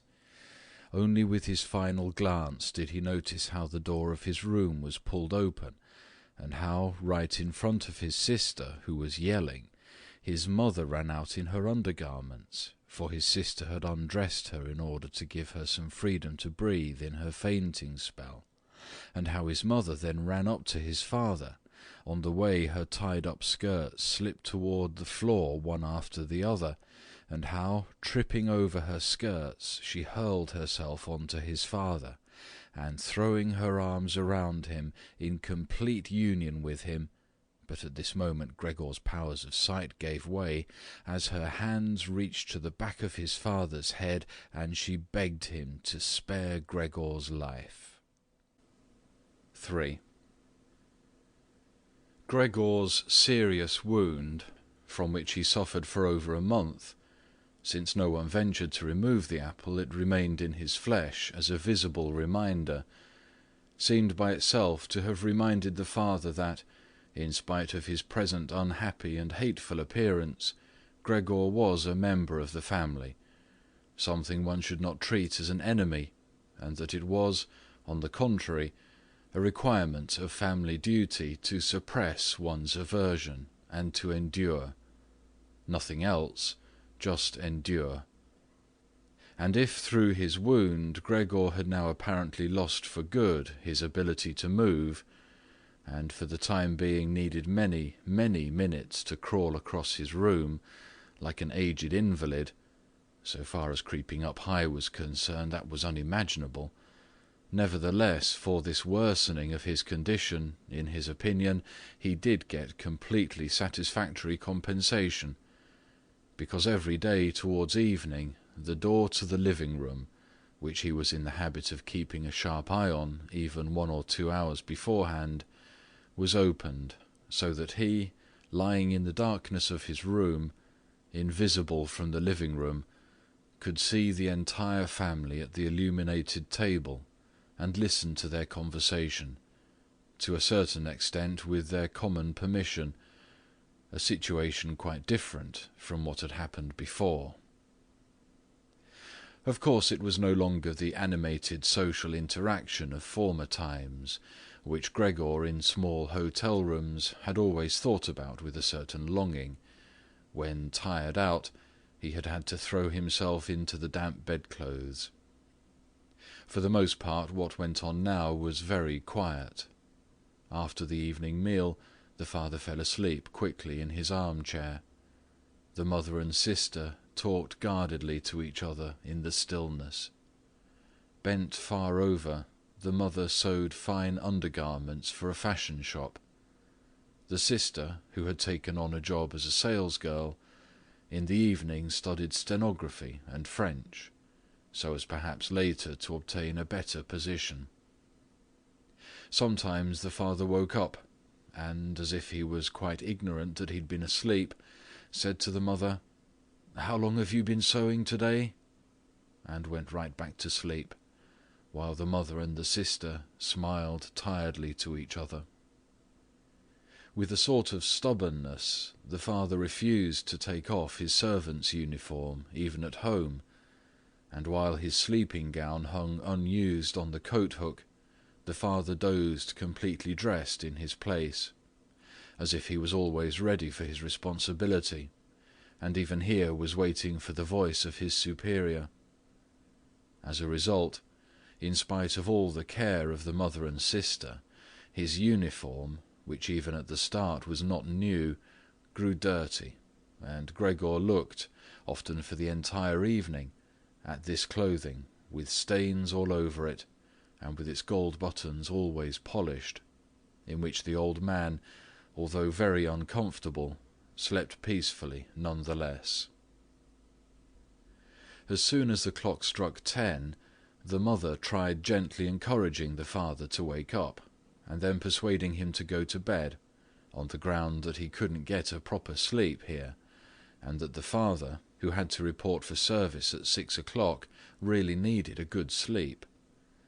But in his stubbornness, which had gripped him since he'd become a servant, he insisted always on staying even longer by the table, although he regularly fell asleep, and then could only be prevailed upon with the greatest difficulty to trade his chair for the bed. No matter how much the mother and sister might at that point work on him with small admonitions, for a quarter of an hour he would remain shaking his head slowly, eyes closed, without standing up. The mother would pull him by the sleeve and speak flattering words into his ear. The sister would leave her work to help her mother, but that would not have the desired effect on the father. He would settle himself even more deeply in his armchair. Only when the two women grabbed him under the armpits would he throw his eyes open, look back and forth at the mother and sister, and habitually say, "This is a life, this is the peace and quiet of my old age." And propped up by both women, he would heave himself up elaborately, as if for him it was the greatest obstacle, allow himself to be led to the door by the women, wave them away there, and proceed on his own from there, while the mother quickly threw down her sewing implements and the sister her pen in order to run after the father and help him some more. In this overworked and exhausted family, who had time to worry any longer about Gregor more than was absolutely necessary? The household was constantly getting smaller. The servant girl was now let go. A huge bony cleaning woman with white hair flying all over her head came in the morning and evening to do the heaviest work. The mother took care of everything else in addition to her considerable sewing work. It even happened that various pieces of family jewellery, which previously the mother and sister had been overjoyed to wear on social and festive occasions, were sold, as Gregor found out in the evening from the general discussion of the prices they had fetched. But the greatest complaint was always that they could not leave this apartment, which was too big for their present means, since it was impossible to imagine how Gregor might be moved. But Gregor fully recognized that it was not just consideration for him which was preventing a move, for he could have been transported easily in a sizable box with a few air holes. The main thing holding the family back from a change in living quarters was far more their complete hopelessness, and the idea that they had been struck by a misfortune like no one else in their entire circle of relatives and acquaintances. What the world demands of poor people, they now carried out to an extreme degree. The father bought breakfast to the petty officials at the bank. The mother sacrificed herself for the undergarments of strangers. The sister behind her desk was at the beck and call of customers. But the family's energies did not extend any further, and the wound in his back began to pain Gregor all over again, when now mother and sister, after they had escorted the father back to bed, came back, let their work lie, moved close together, and sat cheek to cheek, and when his mother would now say, pointing to Gregor's room, "Close the door, Greta," and when Gregor was again in the darkness, while close by the women mingled their tears or, quite dry-eyed, stared at the table. Gregor spent his nights and days with hardly any sleep. Sometimes he thought that the next time the door opened he would take over the family arrangements just as he had earlier. In his imagination appeared again, after a long time, his employer and supervisor, and the apprentices, the excessively spineless custodian, 2 or 3 friends from other businesses, a chambermaid from a hotel in the provinces, a loving, fleeting memory, a female cashier from a hat shop whom he had seriously but too slowly courted. They all appeared mixed in with strangers, or people he had already forgotten, but instead of helping him and his family, they were all unapproachable, and he was happy to see them disappear. But then he was in no mood to worry about his family. He was filled with sheer anger over the wretched care he was getting, even though he couldn't imagine anything which he might have an appetite for. Still, he made plans about how he could take from the larder what he at all account deserved, even if he wasn't hungry, without thinking any more about how they might be able to give Gregor special pleasure. The sister now kicked some food or other very quickly into his room in the morning and at noon, before she ran off to her shop, and in the evening, quite indifferent to whether the food had perhaps only been tasted or, what happened most frequently, remained entirely undisturbed, she whisked it out with one sweep of her broom. The task of cleaning his room, which she now always carried out in the evening, could not be done any more quickly. Streaks of dirt ran along the walls. Here and there lay tangles of dust and garbage. At first, when his sister arrived, Gregor positioned himself in a particularly filthy corner, in order with this posture to make something of a protest. But he could have well stayed there for weeks without his sister's changing her ways. In fact, she perceived the dirt as much as he did, but she had decided just to let it stay. In this business, with a touchiness which was quite new to her, and which had generally taken over the entire family, she kept watch to see that the cleaning of Gregor's room remained reserved for her. Once his mother had undertaken a major cleaning of Gregor's room, which she had only completed successfully after using a few buckets of water. But the extensive dampness made Gregor sick, and he lay supine, embittered and immobile on the couch. However, the mother's punishment was not delayed for long, for in the evening the sister had hardly observed the change in Gregor's room before she ran into the living-room, mightily offended, and in spite of her mother's hand lifted high in entreaty, broke out into a fit of crying. Her parents, the father had of course woken up with a start in his armchair, at first looked at her astonished and helpless, until they started to get agitated. Turning to his right, the father heaped reproaches on the mother that she was not to take over the cleaning of Gregor's room from the sister, and turning to his left, He shouted at the sister that she would no longer be allowed to clean Gregor's room ever again, while the mother tried to pull the father, beside himself in his excitement, into the bedroom. The sister, shaken by her crying fit, pounded on the table with her tiny fists, and Gregor hissed at all this, angry that no one thought about shutting the door and sparing him the sight of this commotion. But even when the sister, exhausted from her daily work, had grown tired of caring for Gregor as she had before, even then the mother did not have to come at all on her behalf. And Gregor did not have to be neglected, for now the cleaning woman was there. This old widow, who in her long life must have managed to survive the worst with the help of her bony frame, had no real horror of Gregor. Without being in the least curious, she had once by chance opened Gregor's door. At the sight of Gregor, who, totally surprised, began to scamper here and there, although no one was chasing him, she remained standing with her hands folded across her stomach, staring at him. Since then she did not fail to open the door furtively a little every morning and evening to look in on Gregor. At first she also called him to her with words which she presumably thought were friendly, like, "Come here for a bit, old dung beetle," or "Hey, look at the old dung beetle."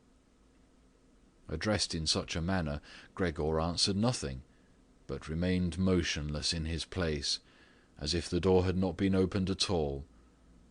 If only, instead of allowing this cleaning woman to disturb him uselessly whenever she felt like it, they had given her orders to clean up his room every day. One day, in the early morning, a hard downpour, perhaps already a sign of the coming spring, struck the window panes. When the cleaning woman started up once again with her usual conversation, Gregor was so bitter that he turned towards her as if for an attack, although slowly and weakly. But instead of being afraid of him, the cleaning woman merely lifted up a chair standing close by the door, and as she stood there with her mouth wide open, her intention was clear. She would close her mouth only when the chair in her hand had been thrown down on Gregor's back. "This goes on no further, all right?" she asked, as Gregor turned himself around again, and she placed the chair calmly back in the corner.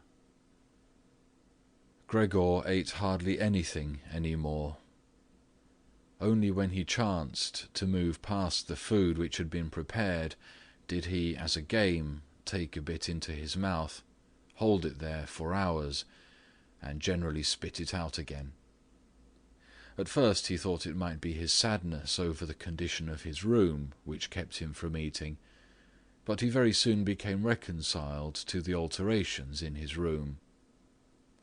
People had grown accustomed to put into storage in his room things which they couldn't put anywhere else, and at this point there were many such things, now that they had rented one room of the apartment to 3 lodgers. These solemn gentlemen, all 3 had full beards, as Gregor once found out through a crack in the door, were meticulously intent on tidiness, not only in their own room, but, once they had now rented a room there, in the entire household, and particularly in the kitchen. They simply did not tolerate any useless or shoddy stuff. Moreover, for the most part they had brought with them their own pieces of furniture. Thus many items had become superfluous, and these were not really things one could sell, or things people wanted to throw out. All these items ended up in Gregor's room, even the box of ashes and the garbage pail from the kitchen. The cleaning woman, always in a hurry, simply flung anything that was momentarily useless into Gregor's room. Fortunately, Gregor generally saw only the relevant object and the hand which held it. The cleaning woman perhaps was intending, when time and opportunity allowed, to take the stuff out again, or to throw everything out all at once, but in fact the things remained lying there, wherever they had ended up at the first throw, unless Gregor squirmed his way through the accumulation of junk and moved it. At first he was forced to do this, because otherwise there was no room for him to creep around, but later he did it with a growing pleasure, although after such movements, tired to death and feeling wretched, he didn't budge for hours. Because the lodgers sometimes took their evening meal at home in the common living room, the door to the living room stayed shut on many evenings. But Gregor had no trouble at all going without the open door. Already on many evenings when it was open, he had not availed himself of it, but, without the family noticing, was stretched out in the darkest corner of his room. However, once the cleaning woman had left the door to the living room slightly ajar, and it remained open even when the lodgers came in the evening and the lights were put on. They sat down at the head of the table, where in earlier days the mother, the father, and Gregor had eaten, unfolded their serviettes and picked up their knives and forks. The mother immediately appeared in the door with a dish of meat, and right behind her the sister with a dish piled high with potatoes. The food gave off a lot of steam. The gentlemen lodgers bent over the plate set before them, as if they wanted to check it before eating, and in fact the one who sat in the middle, for the other two he seemed to serve as the authority, cut off a piece of meat still on the plate, obviously to establish whether it was sufficiently tender, and whether or not something should be shipped back to the kitchen. He was satisfied, and mother and sister, who had looked on in suspense, began to breathe easily and to smile. The family itself ate in the kitchen. In spite of that, before the father went into the kitchen, he came into the room, and with a single bow, cap in hand, made a tour of the table. The lodgers rose up collectively and murmured something in their beards. Then, when they were alone, they ate almost in complete silence. It seemed odd to Gregor that, out of all the many different sorts of sounds of eating, what was always audible was their chewing teeth, as if by that Gregor should be shown that people needed their teeth to eat, and that nothing could be done even with the most handsome toothless jawbone. "I really do have an appetite," Gregor said to himself sorrowfully, "but not for these things. How these lodgers stuff themselves, and I am dying." On this very evening, the violin sounded from the kitchen. Gregor didn't remember hearing it all through this period. The lodgers had already ended their night meal. The middle one had pulled out a newspaper and had given each of the other two a page, and they were now leaning back, reading and smoking. When the violin started playing, they became attentive, got up and went on tiptoe to the hall door, at which they remained standing pressed up against one another. They must have been audible from the kitchen, because the father called out, "Perhaps the gentlemen don't like the playing. It can be stopped at once." "On the contrary," stated the lodger in the middle, "might the young woman not come out into us and play in the room here, where it is really much more comfortable and cheerful?" "Oh, thank you," cried out the father, as if he were the one playing the violin. The men stepped back into the room and waited. Soon the father came with the music stand, the mother with the sheet music, and the sister with the violin. The sister calmly prepared everything for the recital. The parents, who had never previously rented a room, and therefore exaggerated their politeness to the lodgers, dared not sit on their own chairs. The father leaned against the door, his right hand stuck between two buttons of his buttoned-up uniform. The mother, however, accepted a chair offered by one lodger. Since she left the chair sit where the gentleman had chanced to put it, she sat to one side, in a corner. The sister began to play. The father and mother, one on each side, followed attentively the movements of her hands. Attracted by the playing, Gregor had ventured to advance a little further forward, and his head was already in the living-room. He scarcely wondered about the fact that recently he had had so little consideration for the others. Earlier this consideration had been something he was proud of, and for that very reason he would have had at this moment more reason to hide away, because as a result of the dust which lay all over his room and flew around with the slightest movement, he was totally covered in dirt. On his back and his sides he carted around with him dust, threads, hair, and remnants of food. His indifference to everything was much too great for him to lie on his back and scour himself on the carpet, as he often had done earlier during the day. In spite of his condition, he had no timidity about inching forward a bit on the spotless floor of the living-room. In any case, no one paid him any attention. The family was all caught up in the violin-playing. The lodgers, by contrast, who for the moment had placed themselves, hands in their trouser pockets, behind the music-stand, much too close to the sister, so that they could all see the sheet music, something that must certainly bother the sister, soon drew back to the window, conversing in low voices with bowed heads, where they then remained, worriedly observed by the father. It now seemed really clear that, having assumed they were to hear a beautiful or entertaining violin recital, they were disappointed, and were allowing their peace and quiet to be disturbed only out of politeness. The way in which they all blew the smoke from their cigars out of their noses and mouths in particular led one to conclude that they were very irritated. And yet his sister was playing so beautifully. Her face was turned to the side. Her gaze followed the score intently and sadly. Gregor crept forward still a little further, keeping his head close against the floor, in order to be able to catch her gaze if possible. Was he an animal that music so captivated him?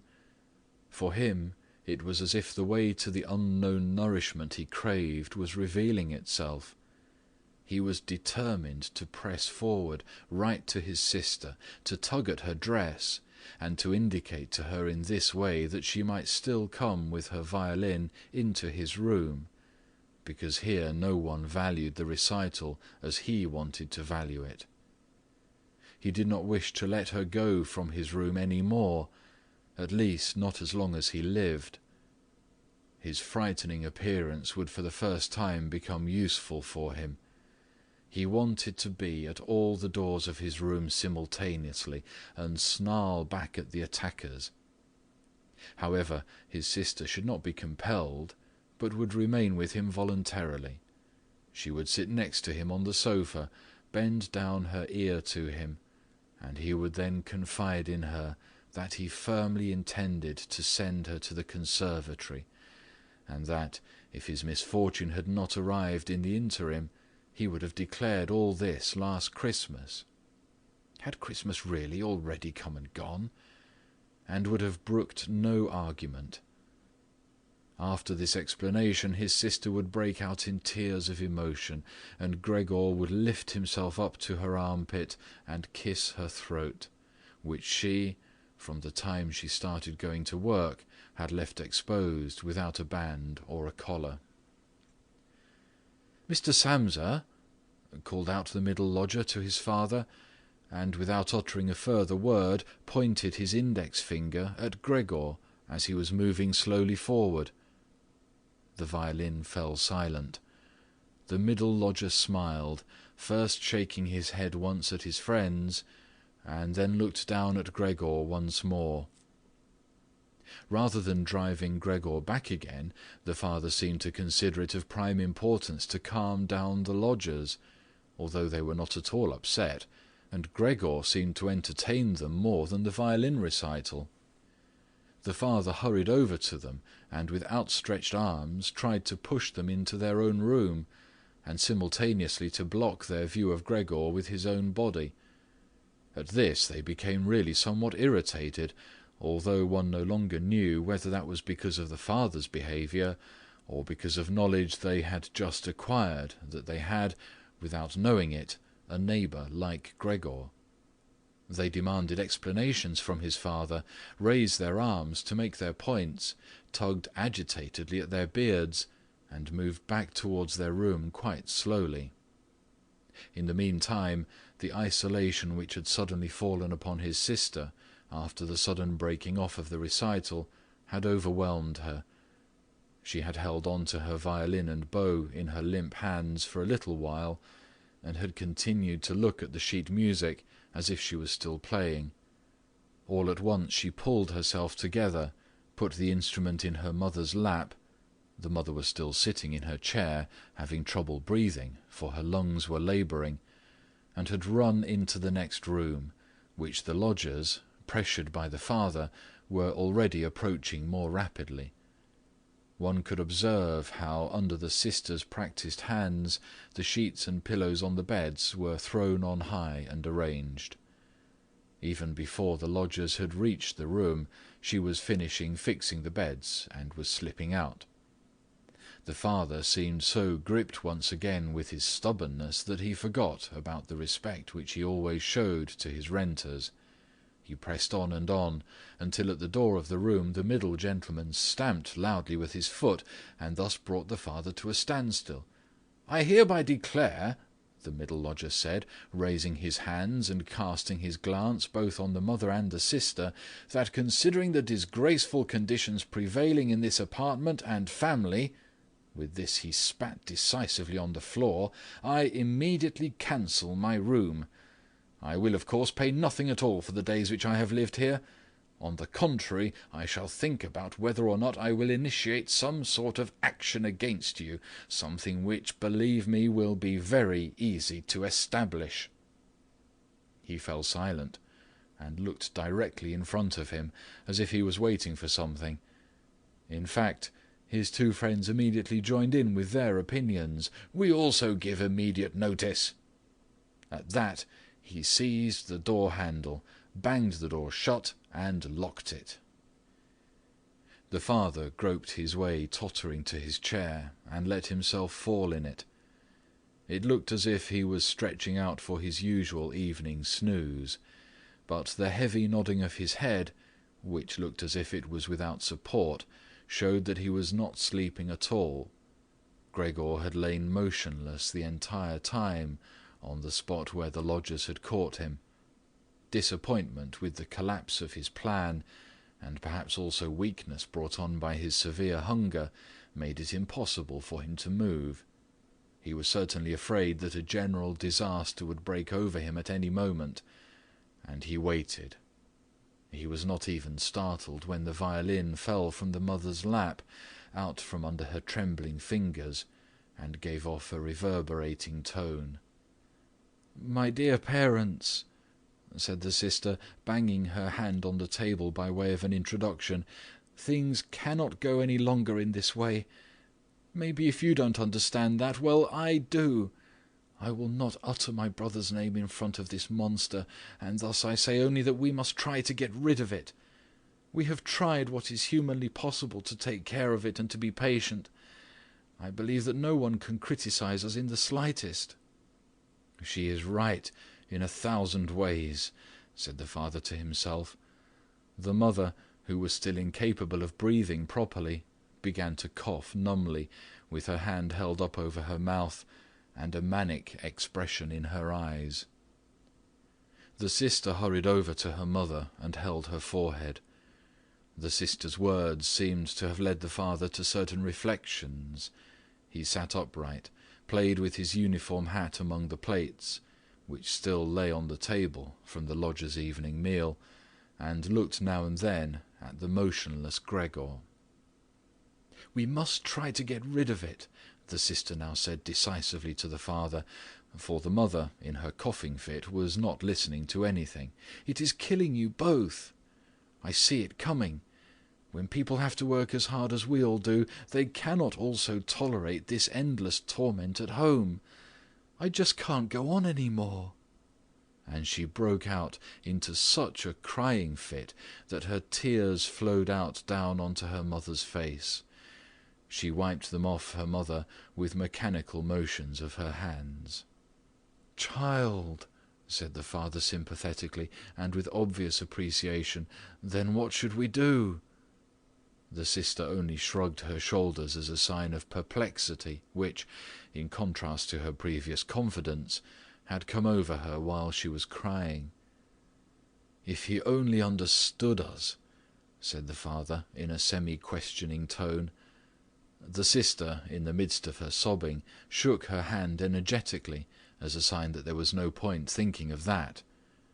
"If he only understood us," repeated the father, and by shutting his eyes he absorbed the sister's conviction of the impossibility of this point, then perhaps some compromise would be possible with him, but as it is— "It must be gotten rid of," cried the sister. "That is the only way, father. You must try to get rid of the idea that this is Gregor. The fact that we have believed for so long, that is truly our real misfortune. But how can it be Gregor? If it were Gregor, he would have long ago realized that a communal life among human beings is not possible with such an animal, and would have gone away voluntarily. Then we would not have a brother, but we could go on living and honor his memory. But this animal plagues us. It drives away the lodgers, will obviously take over the entire apartment, and leave us to spend the night in the alley. Just look, father," she suddenly cried out, "he's already starting up again." With a fright which was totally incomprehensible to Gregor, the sister even left the mother, pushed herself away from her chair as if she would sooner sacrifice her mother than remain in Gregor's vicinity, and rushed behind her father, who, excited merely by her behaviour, also stood up and half raised his arms in front of the sister as though to protect her. But Gregor did not have any notion of wishing to create problems to anyone, and certainly not for his sister. He had just started to turn himself round in order to creep back into his room, quite a startling sight, since, as a result of his suffering condition, he had to guide himself through the difficulty of turning round with his head, in this process lifting and banging it against the floor several times. He paused and looked around. His good intentions seemed to have been recognized. The fright had lasted only for a moment. Now they looked at him in silence and sorrow. His mother lay in her chair, with her legs stretched out and pressed together. Her eyes were almost shut from weariness. The father and sister sat next to one another. The sister had set her hands around the father's neck. "Now perhaps I can actually turn myself around," thought Gregor, and began the task again. He couldn't stop puffing at the effort and had to rest now and then. Besides, no one was urging him on. It was all left to him on his own. When he had completed turning round, he immediately began to wander straight back. He was astonished at the great distance which separated him from his room, and did not understand in the least how in his weakness he had covered the same distance a short time before, almost without noticing it. Constantly intent only on creeping along quickly, he hardly paid any attention to the fact that no word or cry from his family interrupted him.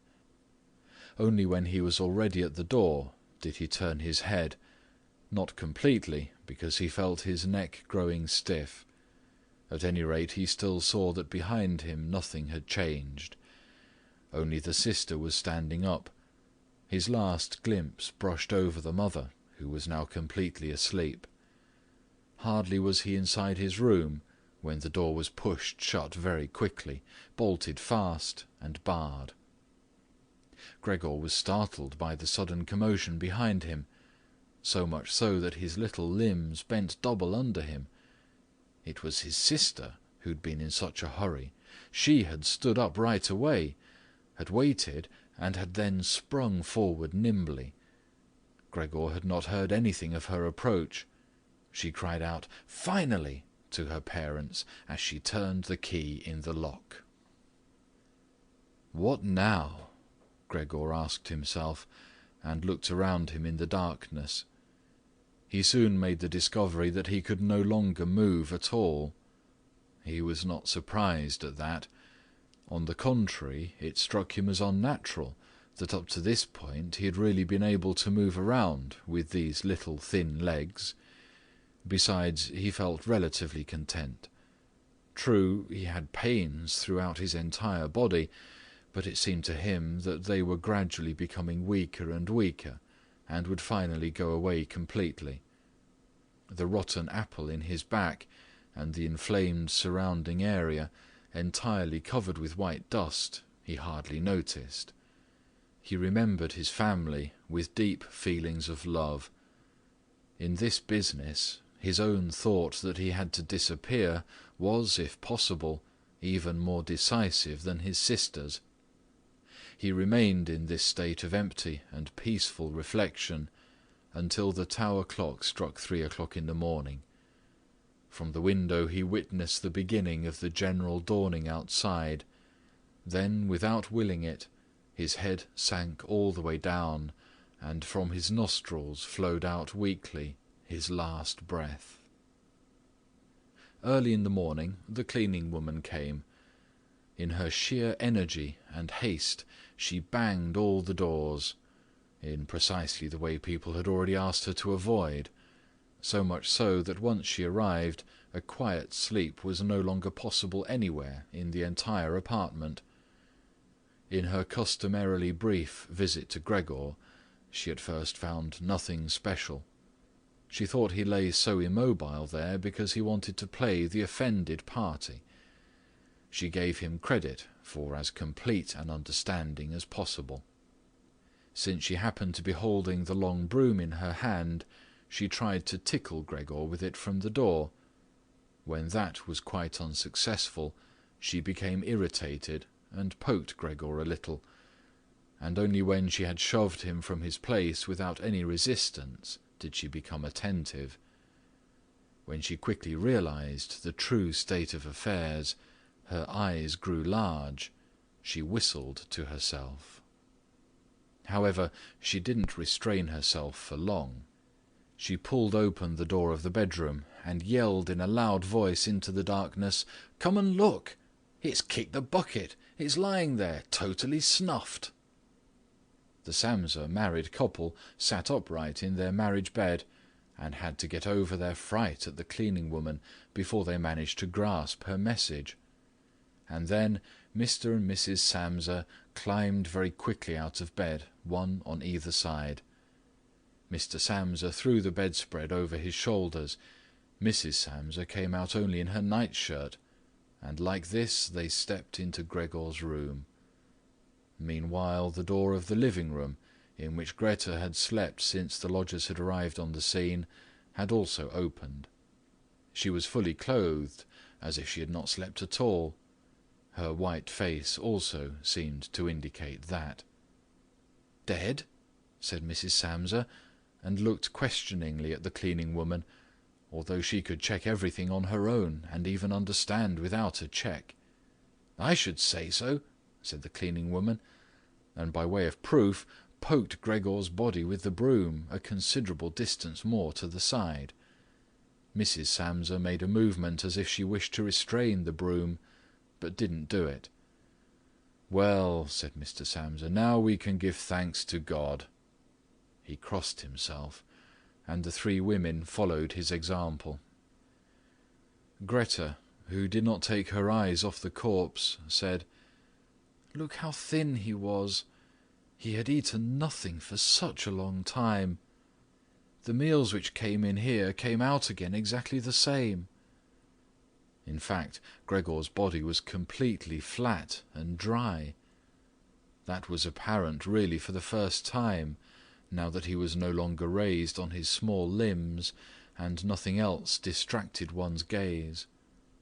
"Greta, come in to us for a moment," said Mrs. Samsa with a melancholy smile, and Greta went, not without looking back at the corpse, behind her parents into the living-room. The cleaning woman shut the door and opened the window wide. In spite of the early morning, the fresh air was partly tinged with warmth. It was already the end of March.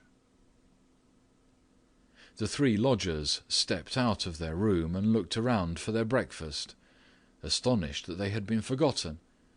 "Where is the breakfast?" asked the middle one of the gentlemen, grumpily, to the cleaning woman.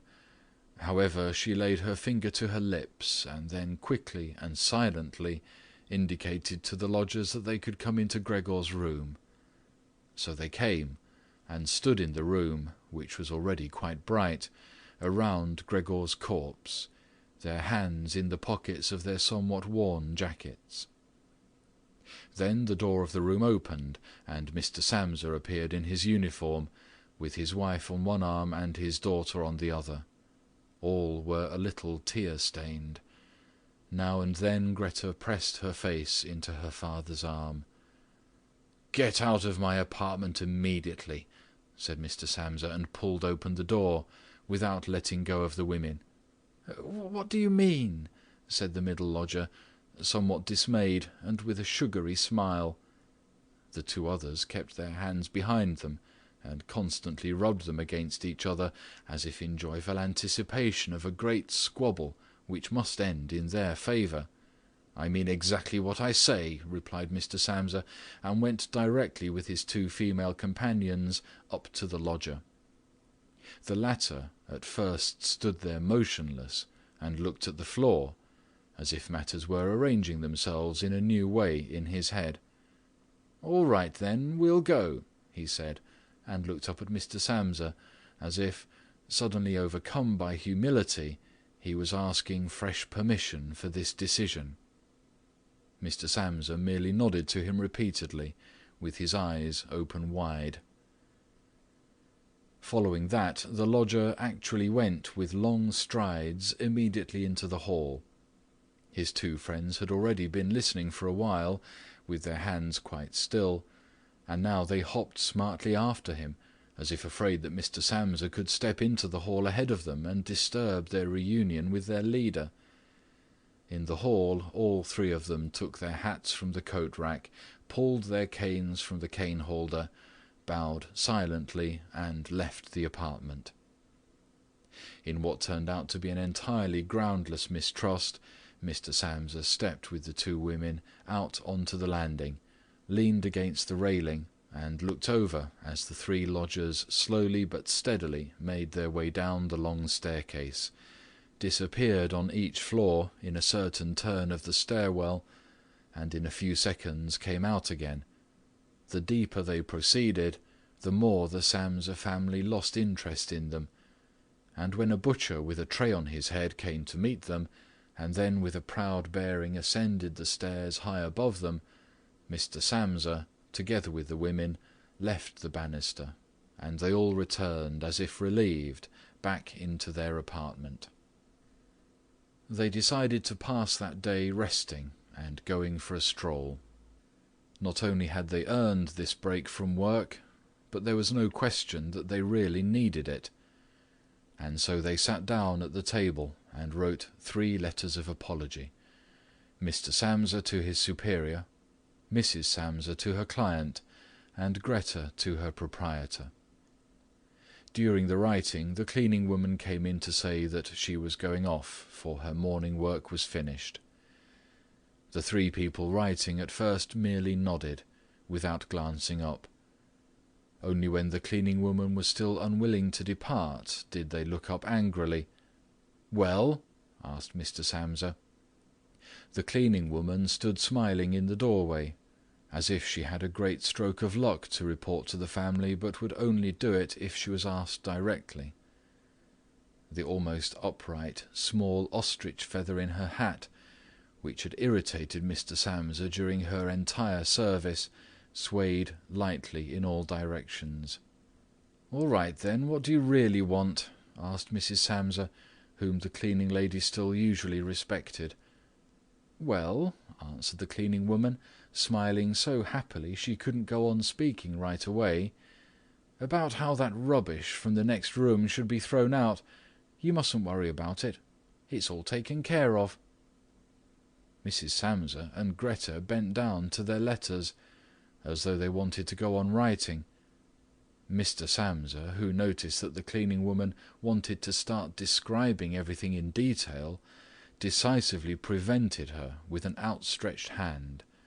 But since she was not allowed to explain, she remembered the great hurry she was in, and called out, clearly insulted, "Bye-bye, everyone," turned round furiously, and left the apartment with a fearful slamming of the door. "This evening she'll be let go," said Mr. Samsa, but he got no answer from either his wife or from his daughter, because the cleaning woman seemed to have upset once again the tranquillity they had just attained.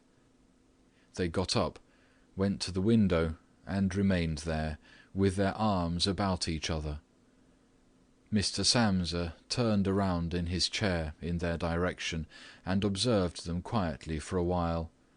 Then he called out, "All right, come here then. Let's finally get rid of old things, and have a little consideration for me." The women attended to him at once. They rushed to him, caressed him, and quickly ended their letters. Then all three left the apartment together, something they had not done for months now, and took the electric tram into the open air outside the city. The car in which they were sitting by themselves was totally engulfed by the warm sun.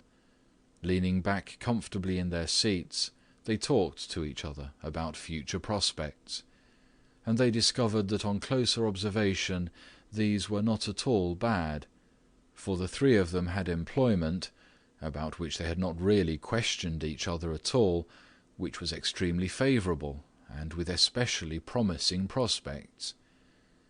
The greatest improvement in their situation at this moment, of course, had to come from a change of dwelling.